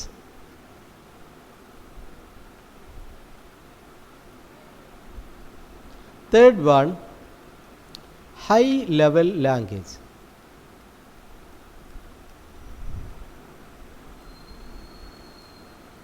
programming language നമുക്ക് 3 ആയിട്ട് തരംതിരിക്കാം. ഒന്ന് machine language, second one assembly language, മൂന്നാമത്തേത് ഹൈ ലെവൽ ലാംഗ്വേജ്. ഇങ്ങനെ ലാംഗ്വേജിനെ നമുക്ക് 3 ആയിട്ട്, അപ്പോൾ 3 ഭാഷയിൽ നമുക്ക് പ്രോഗ്രാം എഴുതാം. മെഷീൻ ലാംഗ്വേജ് ഉപയോഗിച്ച് നമുക്ക് പ്രോഗ്രാം എഴുതാം, അസംബ്ലി ലാംഗ്വേജ് ഉപയോഗിച്ച് നമുക്ക് പ്രോഗ്രാം എഴുതാം, ഹൈ ലെവൽ ലാംഗ്വേജ് ഉപയോഗിച്ച് നമുക്ക് പ്രോഗ്രാം എഴുതാം. അപ്പോൾ എന്താണ് മെഷീൻ ലാംഗ്വേജ്, എന്താണ് അസംബ്ലി ലാംഗ്വേജ്, എന്താണ് ഹൈ ലെവൽ ലാംഗ്വേജ് എന്നാണ് അടുത്തതായിട്ട് നമ്മൾ ഡിസ്കസ് ചെയ്യുന്നത്. അപ്പോൾ നമുക്ക് പ്രോഗ്രാം എന്ന് പറഞ്ഞാൽ എന്താണ്? പ്രോഗ്രാം എന്ന് പറഞ്ഞാൽ എന്താ? കമ്പ്യൂട്ടറിന് കൊടുക്കുന്ന ഇൻസ്ട്രക്ഷനെയാണ് എ സെറ്റ് ഓഫ് ഇൻസ്ട്രക്ഷൻസ്, അല്ലേ? Set of instructions given to computer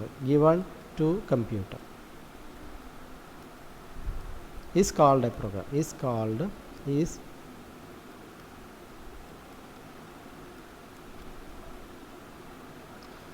programme എന്ന് പറഞ്ഞു കഴിഞ്ഞാൽ എന്താണ്? What does it mean? Program എന്ന് പറഞ്ഞാൽ എന്താ? ഈ പ്രോഗ്രാം എന്ന് പറഞ്ഞാൽ കുറേ ഇൻസ്ട്രക്ഷനാണ്, സെറ്റ് ഓഫ് ഇൻസ്ട്രക്ഷനാണ്. ആർക്ക് കൊടുക്കുന്ന? കമ്പ്യൂട്ടറിന് കൊടുക്കുന്ന.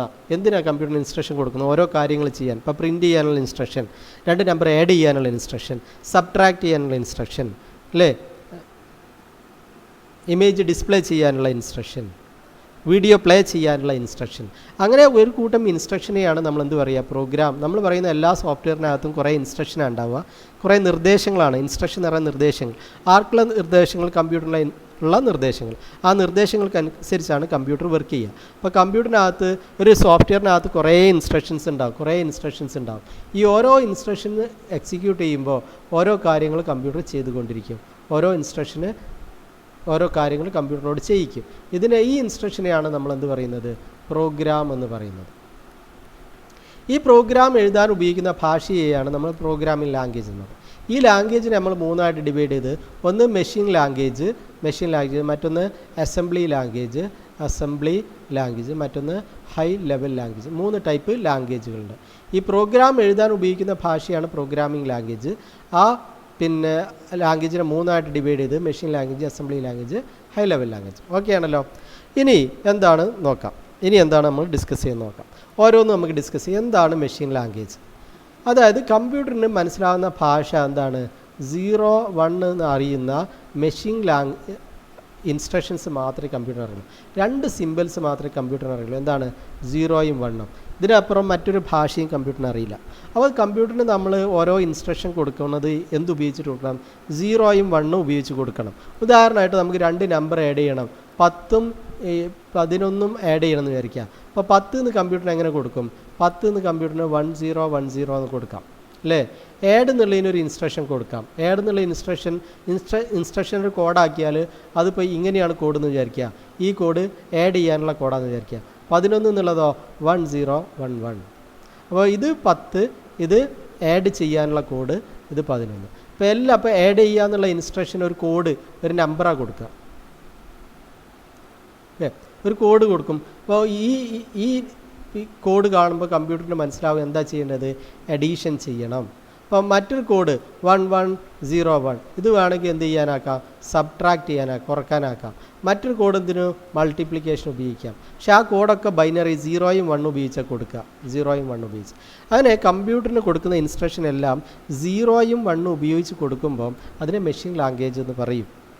കമ്പ്യൂട്ടറിന് കൊടുക്കുന്ന എല്ലാ ഇൻസ്ട്രക്ഷനും ബൈനറിയിൽ കൊടുക്കുമ്പോൾ 0യും 1 ഉപയോഗിച്ച് ബൈനറി ഭാഷയിൽ കൊടുക്കുമ്പം അതിനെയാണ് നമ്മൾ എന്ത് വിളിക്കുന്നത്, മെഷീൻ ലാംഗ്വേജ് എന്ന് വിളിക്കുക. അതുകൊണ്ടാണ് മെഷീൻ ലാംഗ്വേജ് എന്ന് വിളിക്കുന്നത്. കമ്പ്യൂട്ടറിന് അറിയുന്ന ആകെ ഒരു ഭാഷയുള്ളൂ, എന്തേ ഉള്ളൂ, 0, 1 ഉപയോഗിച്ചുള്ള ഇൻസ്ട്രക്ഷൻസ് മാത്രമേ കമ്പ്യൂട്ടറിന് മനസ്സിലാവുകയുള്ളൂ.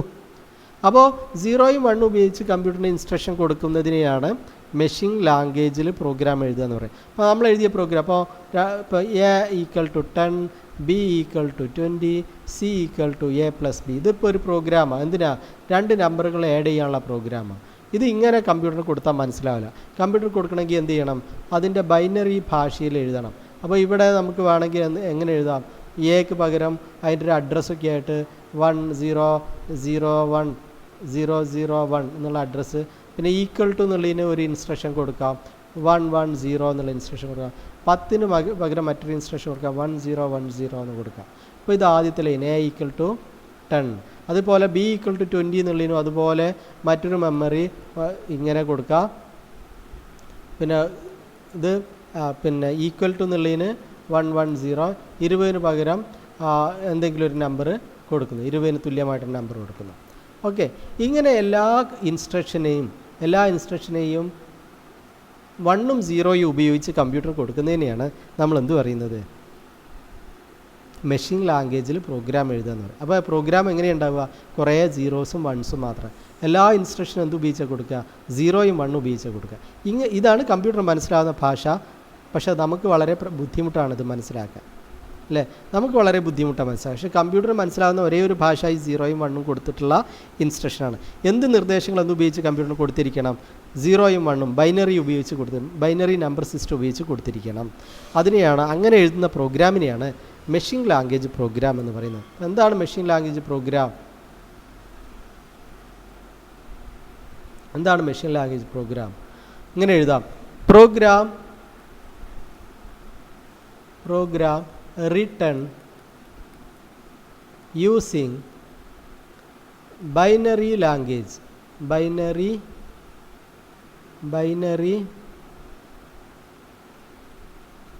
numbers അല്ലെങ്കിൽ ബൈനറി ഡിജിറ്റ്സ് അല്ലെങ്കിൽ ബൈനറി ബിറ്റ്സ് എന്ന് എഴുതാം. 0 and 1 is called machine language.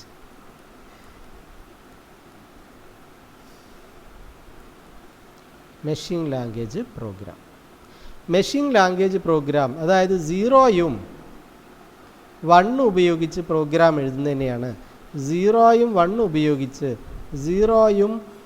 ഉപയോഗിച്ച് അതാണ് ബിറ്റ്സ് ഉപയോഗിച്ച് എഴുതുന്ന പ്രോഗ്രാമിനെയാണ് നമ്മൾ എന്ത് വിളിക്കുന്നത്, മെഷീൻ ലാംഗ്വേജ് പ്രോഗ്രാം എന്ന് വിളിക്കുന്നത്. അതാണ് മെഷീൻ ലാംഗ്വേജ് എന്ന് പറയുന്നത്. അപ്പോൾ ഇത് എഴുതി വെച്ചാൽ മതി. Program written using binary bits 0 and 1 is called machine language program. എന്നിട്ട് എഴുതുക, എന്തെഴുതാം, നമുക്ക് ഇതും കൂടെ എഴുതാം. Computer can understand machine language program. Machine language program. But it is difficult to write machine language program.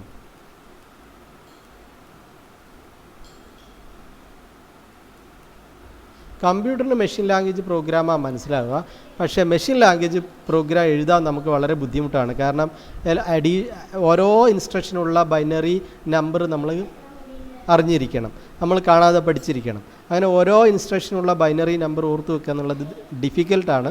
അതുകൊണ്ട് മെഷീൻ ലാംഗ്വേജ് പ്രോഗ്രാം എഴുതുക എന്ന് പറഞ്ഞാൽ വളരെ ബുദ്ധിമുട്ടാണ്. പക്ഷേ കമ്പ്യൂട്ടറെ സംബന്ധിച്ചിടത്തോളം എന്തേ മനസ്സിലാവുള്ളൂ? മെഷീൻ ലാംഗ്വേജ് പ്രോഗ്രാമേ മനസ്സിലാവും. ഓക്കെ, നോ ഇനി മറ്റൊരു ലാംഗ്വേജാണ് അസംബ്ലി ലാംഗ്വേജ്. എന്താണ് അസംബ്ലി ലാംഗ്വേജ്? നേരത്തെ പറഞ്ഞല്ലോ നമ്മൾ എന്ത് ചെയ്തു, പിന്നെ ഓരോ ഇൻസ്ട്രക്ഷനും ബൈനറി നമ്പർ ഉപയോഗിച്ച് കൊടുക്കാം, അതാണ് മെഷീൻ ലാംഗ്വേജ്. ഇത് നമുക്ക് മനസ്സിലാക്കാൻ ബുദ്ധിമുട്ടായതുകൊണ്ട് മറ്റൊരു ലാംഗ്വേജ് ഡെവലപ്പ് ചെയ്തു, അതാണ് അസംബ്ലി ലാംഗ്വേജ്. എന്താണ് അസംബ്ലി ലാംഗ്വേജ്? അസംബ്ലി ലാംഗ്വേജിൽ എന്താണ് ഉപയോഗിക്കുക അറിയാം? ന്യൂമോണിക്സ് ഉപയോഗിച്ചിട്ടാണ്. എന്താണ്? നിമോണിക് ഉപയോഗിച്ചിട്ടാണ് പ്രോഗ്രാം എഴുതുക. നിമോണിക് എന്ന് പറഞ്ഞാൽ സിംബോളിക് നെയിം. നിമോണിക് എന്ന് പറഞ്ഞാൽ അതിൻ്റെ അർത്ഥം എന്താണ്? Symbolic name. ഇപ്പോൾ ഉദാഹരണമായിട്ട് 2 നമ്പർ ആഡ് ചെയ്യണം. അപ്പോൾ 10ഉം 20ഉം ആഡ് ചെയ്യണം. അങ്ങനെയാണെങ്കിൽ ഇങ്ങനെ ഇൻസ്ട്രക്ഷൻ കൊടുക്കും, ADD ആഡ് 10,2. അപ്പോൾ മൾട്ടിപ്ലൈ ചെയ്യണമെങ്കിലോ MUL 10,2. അപ്പം 10ഉം 20ഉം മൾട്ടിപ്ലൈ ചെയ്യും. ഇങ്ങനെയുള്ള പിന്നെ സിംബോളിക് കോഡിനെയാണ് നമ്മളെന്ത് വിളിക്കുക? നിമോണിക് എന്ന് വിളിക്കുന്നത്. നിമോണിക്സ് ഉപയോഗിച്ച് പ്രോഗ്രാം എഴുതുക. നിമോണിക്സ് ഉപയോഗിച്ച്. അപ്പോൾ ഈ നിമോണിക്സ് കമ്പ്യൂട്ടറിന് മനസ്സിലാവുമോ? ഇല്ല, കമ്പ്യൂട്ടറിന് മനസ്സിലാവില്ല. പക്ഷേ നമുക്ക് വളരെ പെട്ടെന്ന് മനസ്സിലാവും. പിന്നെ എന്തിനാണ് കമ്പ്യൂട്ടറിന് ഇങ്ങനെ നിമോണിക്സ് ഉപയോഗിച്ച് എഴുതുന്നത്? ഇങ്ങനെ എഴുതിയ പ്രോഗ്രാമിനെ നമ്മൾ എന്ത് ചെയ്യണമെന്നറിയോ? ഇങ്ങനെ എഴുതിയ പ്രോഗ്രാമിനെ പിന്നെ മെഷീൻ ലാംഗ്വേജിലേക്ക് മാറ്റണം. എന്തിലേക്ക് മാറ്റണം? മെഷീൻ ലാംഗ്വേജിലേക്ക് മാറ്റണം. മെഷീൻ ലാംഗ്വേജിലേക്ക് എന്ത് ചെയ്യണം? കൺവേർട്ട് ചെയ്യണം. കൺവേർട്ട് ചെയ്താലാണ് കമ്പ്യൂട്ടറിന് മനസ്സിലാവും. ഇങ്ങനെ കൺവേർട്ട് ചെയ്തിട്ട് ആർക്ക് കൊടുക്കാവോ? കമ്പ്യൂട്ടറിന് കൊടുക്കാവോ? അപ്പോൾ നമ്മൾ പ്രോഗ്രാമർ എന്ത് ഉപയോഗിച്ച് പ്രോഗ്രാം എഴുതും? നിമോണിക്സ് ഉപയോഗിച്ച് പ്രോഗ്രാം എഴുതും. ആ നിമോണിക്സ് ഉപയോഗിച്ച് എഴുതിയ പ്രോഗ്രാമിനെ എന്തിലേക്ക് കൺവേർട്ട് ചെയ്യും? മെഷീൻ ലാംഗ്വേജിലേക്ക് കൺവേർട്ട് ചെയ്ത ശേഷം 0യിലേക്കും 1ലേക്ക് കൺവേർട്ട് ചെയ്ത ശേഷമാണ് ആർക്ക് കൊടുക്കുകയുള്ളൂ? കമ്പ്യൂട്ടറിന് കൊടുക്കുകയുള്ളൂ. പക്ഷേ പ്രോഗ്രാമർ എഴുതുക എങ്ങനെയാണ്? നിമോണിക്സ് ഉപയോഗിച്ച് എഴുതും. പ്രോഗ്രാമർ നിമോണിക്സ് ഉപയോഗിച്ച് എഴുതും. സിംബോളിക് നെയിംസ് ഉപയോഗിച്ച് പ്രോഗ്രാം എഴുതും. സിംബോളിക് നെയിംസ് ഉപയോഗിച്ച് പ്രോഗ്രാം എഴുതും. ആ പ്രോഗ്രാം എഴുതിയ പ്രോഗ്രാം നേരെ കമ്പ്യൂട്ടറിന് കൊടുക്കില്ല. മറിച്ച് ആ പ്രോഗ്രാമിനെ എന്തിലേക്ക് കൺവേർട്ട് ചെയ്യും? മെഷീൻ ലാംഗ്വേജിലേക്ക് കൺവേർട്ട് ചെയ്യും. 0യും 1ലേക്ക് കൺവേർട്ട് ചെയ്യും. കൺവേർട്ട് ചെയ്ത ശേഷമാണ് എന്ത് ചെയ്യുക? കൺവേർട്ട് ചെയ്ത ശേഷമാണ് ആർക്ക് കൊടുക്കുക? കമ്പ്യൂട്ടറിലേക്ക് കൊടുക്കുക. അപ്പോൾ കമ്പ്യൂട്ടറിന് മനസ്സിലാവും. So what is assembly language programme? Assembly language programme എന്ന് പറഞ്ഞാൽ എന്താ? programs written using mnemonics ബ്രാക്കറ്റിൽ എഴുതുക symbolic names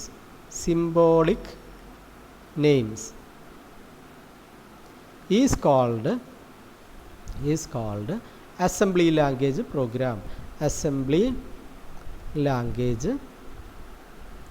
program.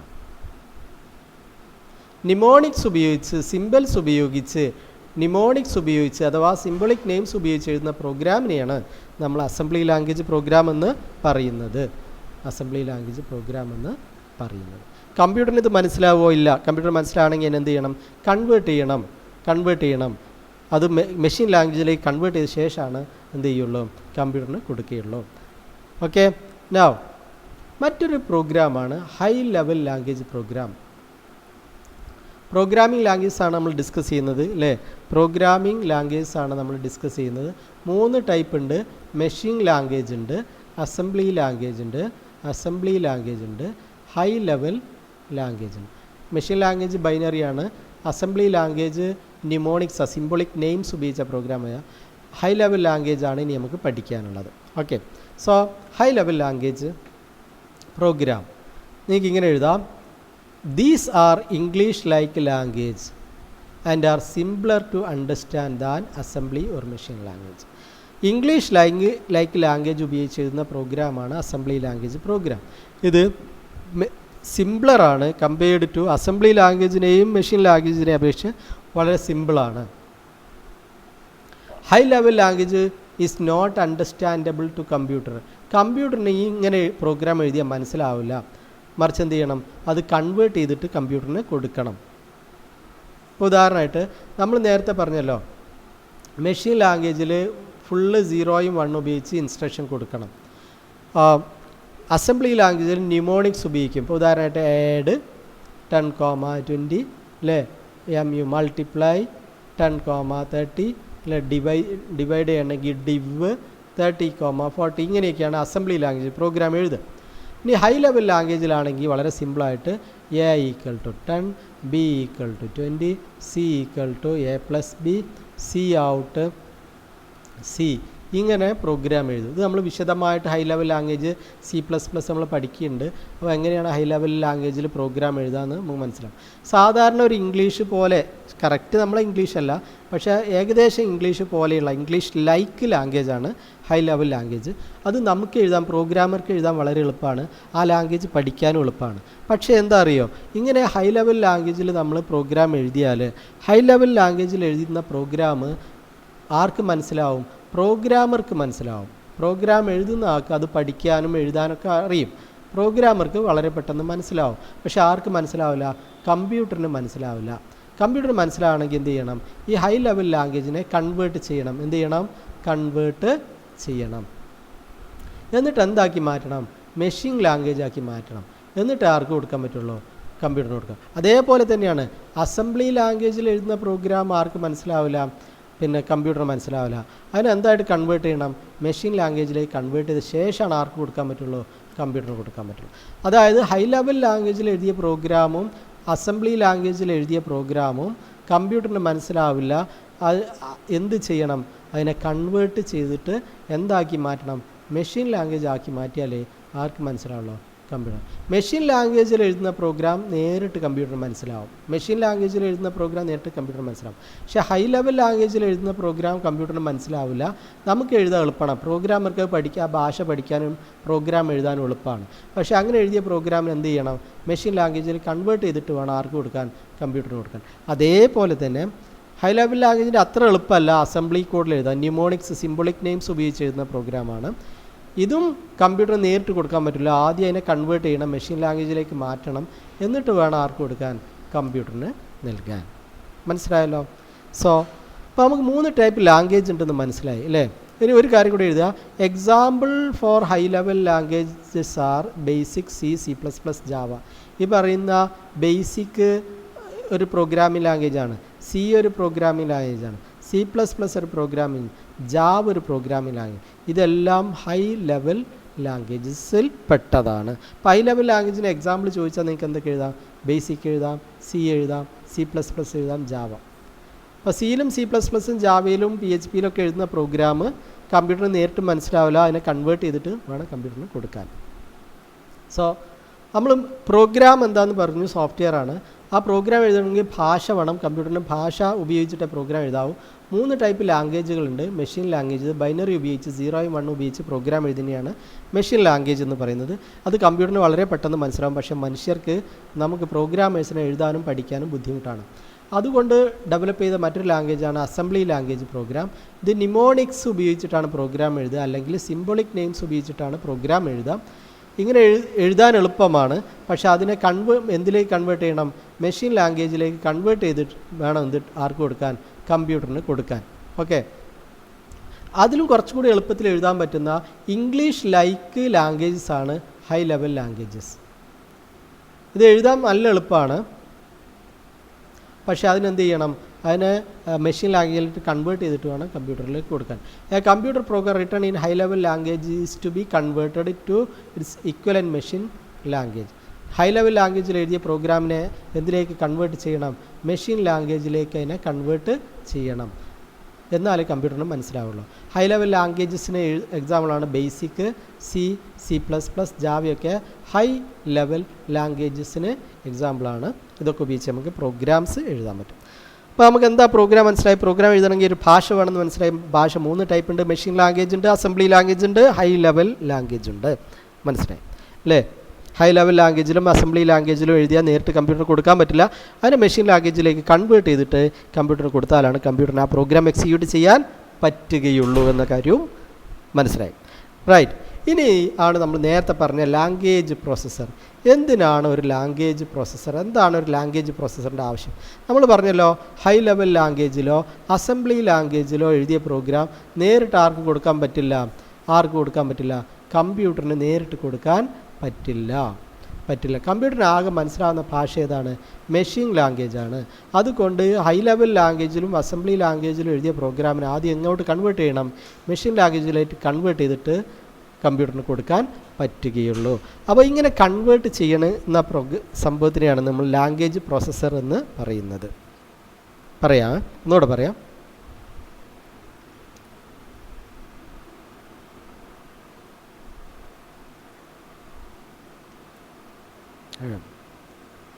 ഇങ്ങനെ പറയും. അസംബ്ലിയിൽ ഇങ്ങനെ എഴുതാം ആദ്യം. Programs written in assembly language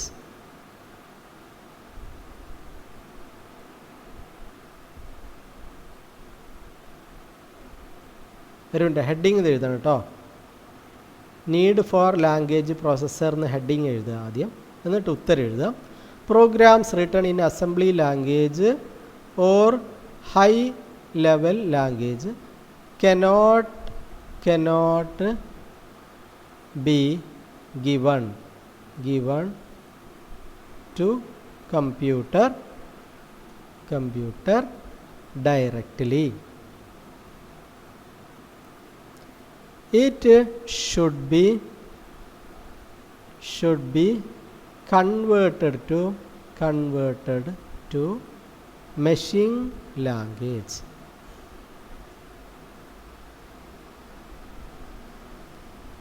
To process by a computer. എന്താ പറഞ്ഞിരിക്കുന്നത്? ഹൈ ലെവൽ ലാംഗ്വേജിലോ അസംബ്ലി ലാംഗ്വേജിലും ഹൈ ലെവൽ ലാംഗ്വേജിലും എഴുതിയ പ്രോഗ്രാം കമ്പ്യൂട്ടർ മനസ്സിലാവില്ല. അതുകൊണ്ട് നേരിട്ട് അതിനെ കമ്പ്യൂട്ടറിന് കൊടുക്കാൻ പറ്റില്ല. It should be converted into machine ലാംഗ്വേജിലേക്ക് അതിനെ കൺവേർട്ട് ചെയ്യണം. To process by a computer. ഒരു കമ്പ്യൂട്ടറിനെ റൺ ചെയ്യണമെങ്കിൽ എന്ത് ചെയ്യണം? അതിനെ മെഷീൻ ലാംഗ്വേജിലേക്ക് കൺവേർട്ട് ചെയ്യണം. അങ്ങനെ കൺവേർട്ട് ചെയ്യാൻ ഉപയോഗിക്കുന്ന, എന്നിട്ട് ഇത്രയും കൂടെ ഇതാ, ദീസ് കൺവേർട്ടേഴ്സ് ആർ കോൾഡ്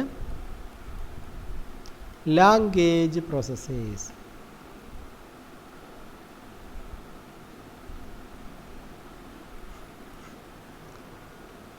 ഇങ്ങനെ കൺവേർട്ട് ചെയ്യുന്ന പ്രോഗ്രാമുകളെയാണ് എന്ത് പറയുന്നത്? ലാംഗ്വേജ് പ്രോസസ്സർ എന്ന് പറയുന്നത്. അതായത് എന്താ പറഞ്ഞിരിക്കുന്നത്? These converters are called language processors. ഇപ്പോൾ ലാംഗ്വേജ് പ്രോസസ്സർ എന്ന് പറഞ്ഞാൽ എന്താ?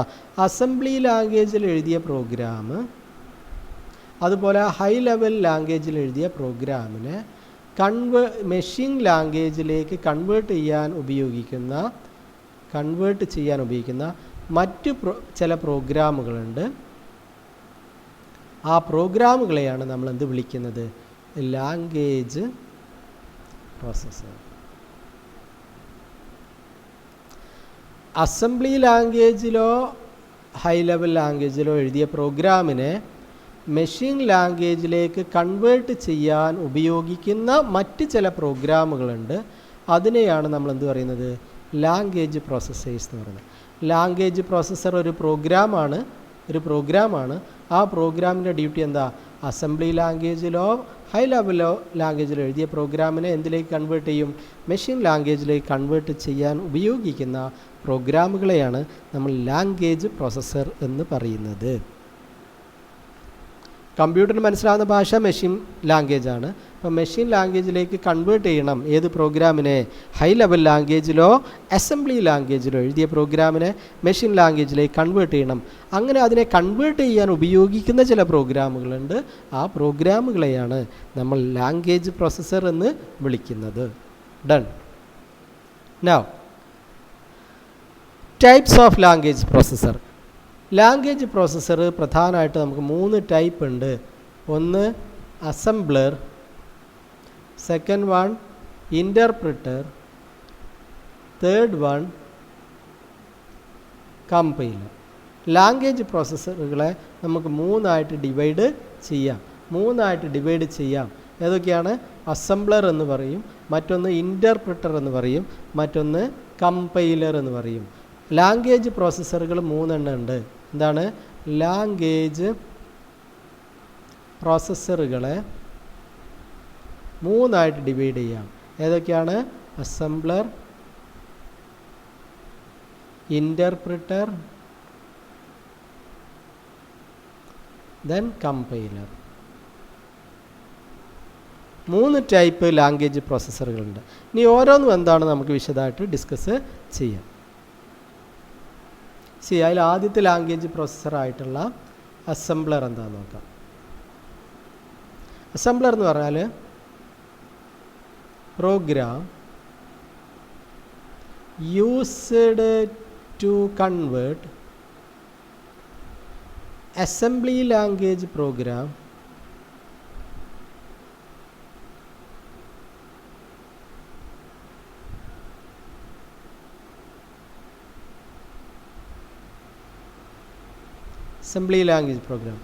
to machine language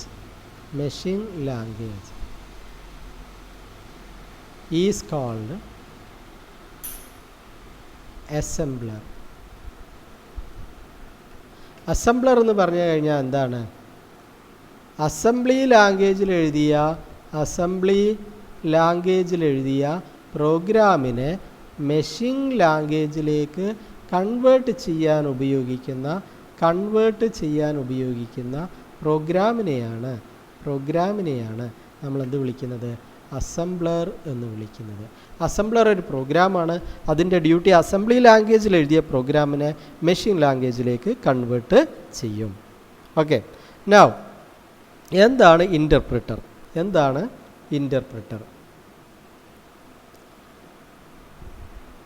Interpreter is a program used to convert high level language program to machine language.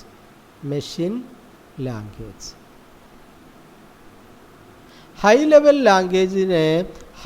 Language പ്രോഗ്രാമിനെ മെഷീൻ ലാംഗ്വേജിലേക്ക് കൺവേർട്ട് ചെയ്യാൻ സഹായിക്കുന്ന ഒരു പ്രോഗ്രാമാണ് ഇൻ്റർപ്രിറ്റർ.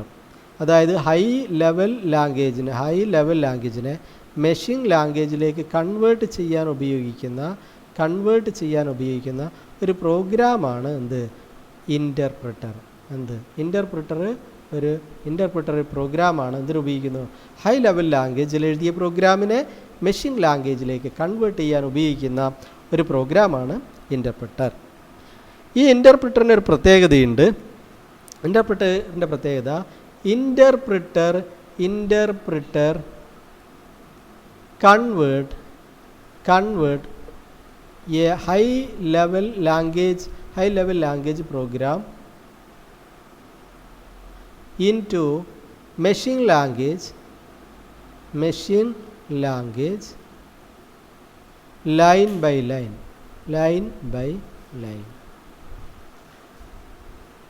അതായത് ഇപ്പോൾ നമുക്കൊരു 5 ലൈനുള്ള പ്രോഗ്രാം ഉണ്ട്. ഫസ്റ്റ് ലൈൻ പ്രോഗ്രാമിൻ്റെ രണ്ടാമത്തെ instruction, third instruction, fourth, fifth. ഇപ്പോൾ പിന്നെ ഇൻ്റർപ്രിറ്റർ എന്താണ് ചെയ്യുക അറിയാം? ആദ്യം ഈ ലൈനിനെ കൺവേർട്ട് ചെയ്യും. ഈ ലൈനിൽ എന്തെങ്കിലും പ്രശ്നം ഉണ്ടെങ്കിൽ അവിടെ നിർത്തും.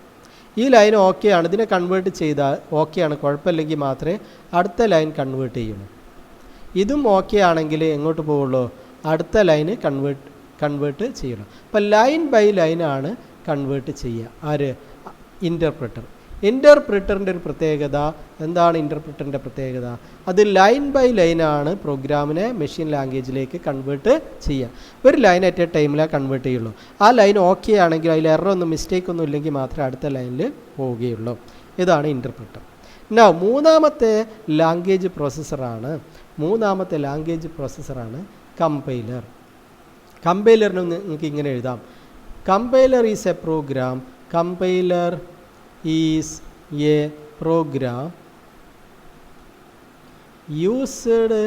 used to convert convert a high level language program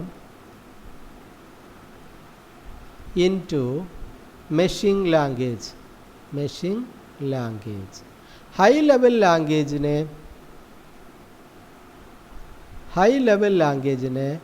machine ലാംഗ്വേജിലേക്ക് കൺവേർട്ട് ചെയ്യുന്ന ഒരു പ്രോഗ്രാമാണ് എന്ത്? കമ്പൈലർ. അങ്ങനെയാകുമ്പോൾ സ്വാഭാവികമായിട്ട് ചോദ്യം ഉണ്ടാകും, ഇൻ്റർപ്രിറ്റർ ഇത് തന്നെയല്ലേ ചെയ്യുന്നത്? അതെ, ചെയ്യുന്ന രീതിയിലുള്ള വ്യത്യാസമുണ്ട്.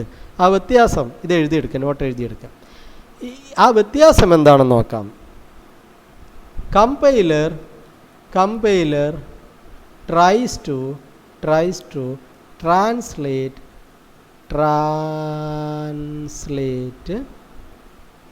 the entire program together to machine language. മൊത്തം ലൈൻ ബൈ ലൈനാണ് ഇൻ്റർപ്രിറ്റർ വർക്ക് ചെയ്തിരുന്നെങ്കിൽ ഇത് ഒരുമിച്ചാണ് എല്ലാ ലൈനിനെയും ഒരുമിച്ച് ട്രാൻസ്ലേറ്റ് ചെയ്യാൻ ശ്രമിക്കും. അതായത് പറഞ്ഞുകൊണ്ടിരിക്കുന്നത് എന്താ അറിയാം, കമ്പൈലർ മൊത്തം പ്രോഗ്രാമിനെ ട്രാൻസ്ലേറ്റ് ചെയ്യാൻ ശ്രമിക്കും, ഇൻ്റർപ്രിറ്റർ ലൈൻ ബൈ ലൈനായിട്ട് ട്രാൻസ്ലേറ്റ് ചെയ്യാൻ ശ്രമിക്കുക എന്ന് പറഞ്ഞാൽ എന്താ ഉദ്ദേശിക്കുന്നത്? ഇപ്പോൾ ഇതാണ് നമ്മുടെ പ്രോഗ്രാം എന്ന് വിചാരിക്കുക, 5 ലൈൻ പ്രോഗ്രാം. ഇൻ്റർപ്രിറ്റർ എന്താ ചെയ്യുക? ആദ്യം ഇതിനെ ട്രാൻസ്ലേറ്റ് ചെയ്യും. ഓക്കെ ആണെങ്കിൽ മാത്രം എന്ത് ചെയ്യും? അടുത്ത ലൈനിൽ ട്രാൻസ്ലേറ്റ് ചെയ്യും. ഇത് ഓക്കെ ആണെങ്കിൽ അടുത്ത ലൈനിൽ ട്രാൻസ്ലേറ്റ് ചെയ്യും. ഇത് ഓക്കെ അല്ലെങ്കിൽ ഇവിടെ നിർത്തും, സ്റ്റോപ്പ് ചെയ്യും, അല്ലേ? ഇത് അങ്ങനെയാണ് എന്ത് ചെയ്യുന്നത്, പിന്നെ ഇൻ്റർപ്രിറ്റ് ചെയ്യുന്നത്. കമ്പൈലർ എന്താ ചെയ്യുക? ഇതിനെ ട്രാൻസ്ലേറ്റ് ചെയ്യും, ഇതിനെ ട്രാൻസ്ലേറ്റ് ചെയ്യും, ഒക്കെ ട്രാൻസ്ലേറ്റ് ചെയ്യും. എന്നിട്ട് എവിടേക്കാണോ എറർ ഉള്ളത് അത് കംപ്ലീറ്റ് ചെയ്യാൻ ശ്രമിച്ച ശേഷം അവസാനം മാത്രം എറർ റിപ്പോർട്ട് ചെയ്യും. ഒരു ലൈനിൽ എറർ വന്നാൽ ഉടനെ സ്റ്റോപ്പ് ചെയ്യില്ല. ഇൻ്റർപ്രിറ്റർ എന്താ ചെയ്യുക? ഇൻ്റർപ്രിറ്റർ ഈ ലൈനിൽ ഇപ്പോൾ ഇത് ട്രാൻസ്ലേറ്റ് ചെയ്തു, ഇവിടെ വന്നപ്പോൾ എറർ കണ്ടു, ഉടനെ അവിടെ നിൽക്കും. കമ്പൈലർ അങ്ങനെ നിൽക്കില്ല. കമ്പൈലർ ഇത് ട്രാൻസ്ലേറ്റ് ചെയ്തു, ഇവിടെ എറർ ഉണ്ടെങ്കിൽ നിർത്തുന്നില്ല, അടുത്തത് ട്രാൻസ്ലേറ്റ് ചെയ്യും. ഇവിടെ എറർ ഉണ്ടെങ്കിൽ നിർത്തുന്നില്ല, അത് അടുത്തത് ട്രാൻസ്ലേറ്റ് ചെയ്യും. എന്നിട്ട് എന്ത് ചെയ്യും? അവസാനം എറേഴ്സ് ഏതൊക്കെ ലൈനിൽ എറർ ഉണ്ടെന്ന് റിപ്പോർട്ട് ചെയ്യും.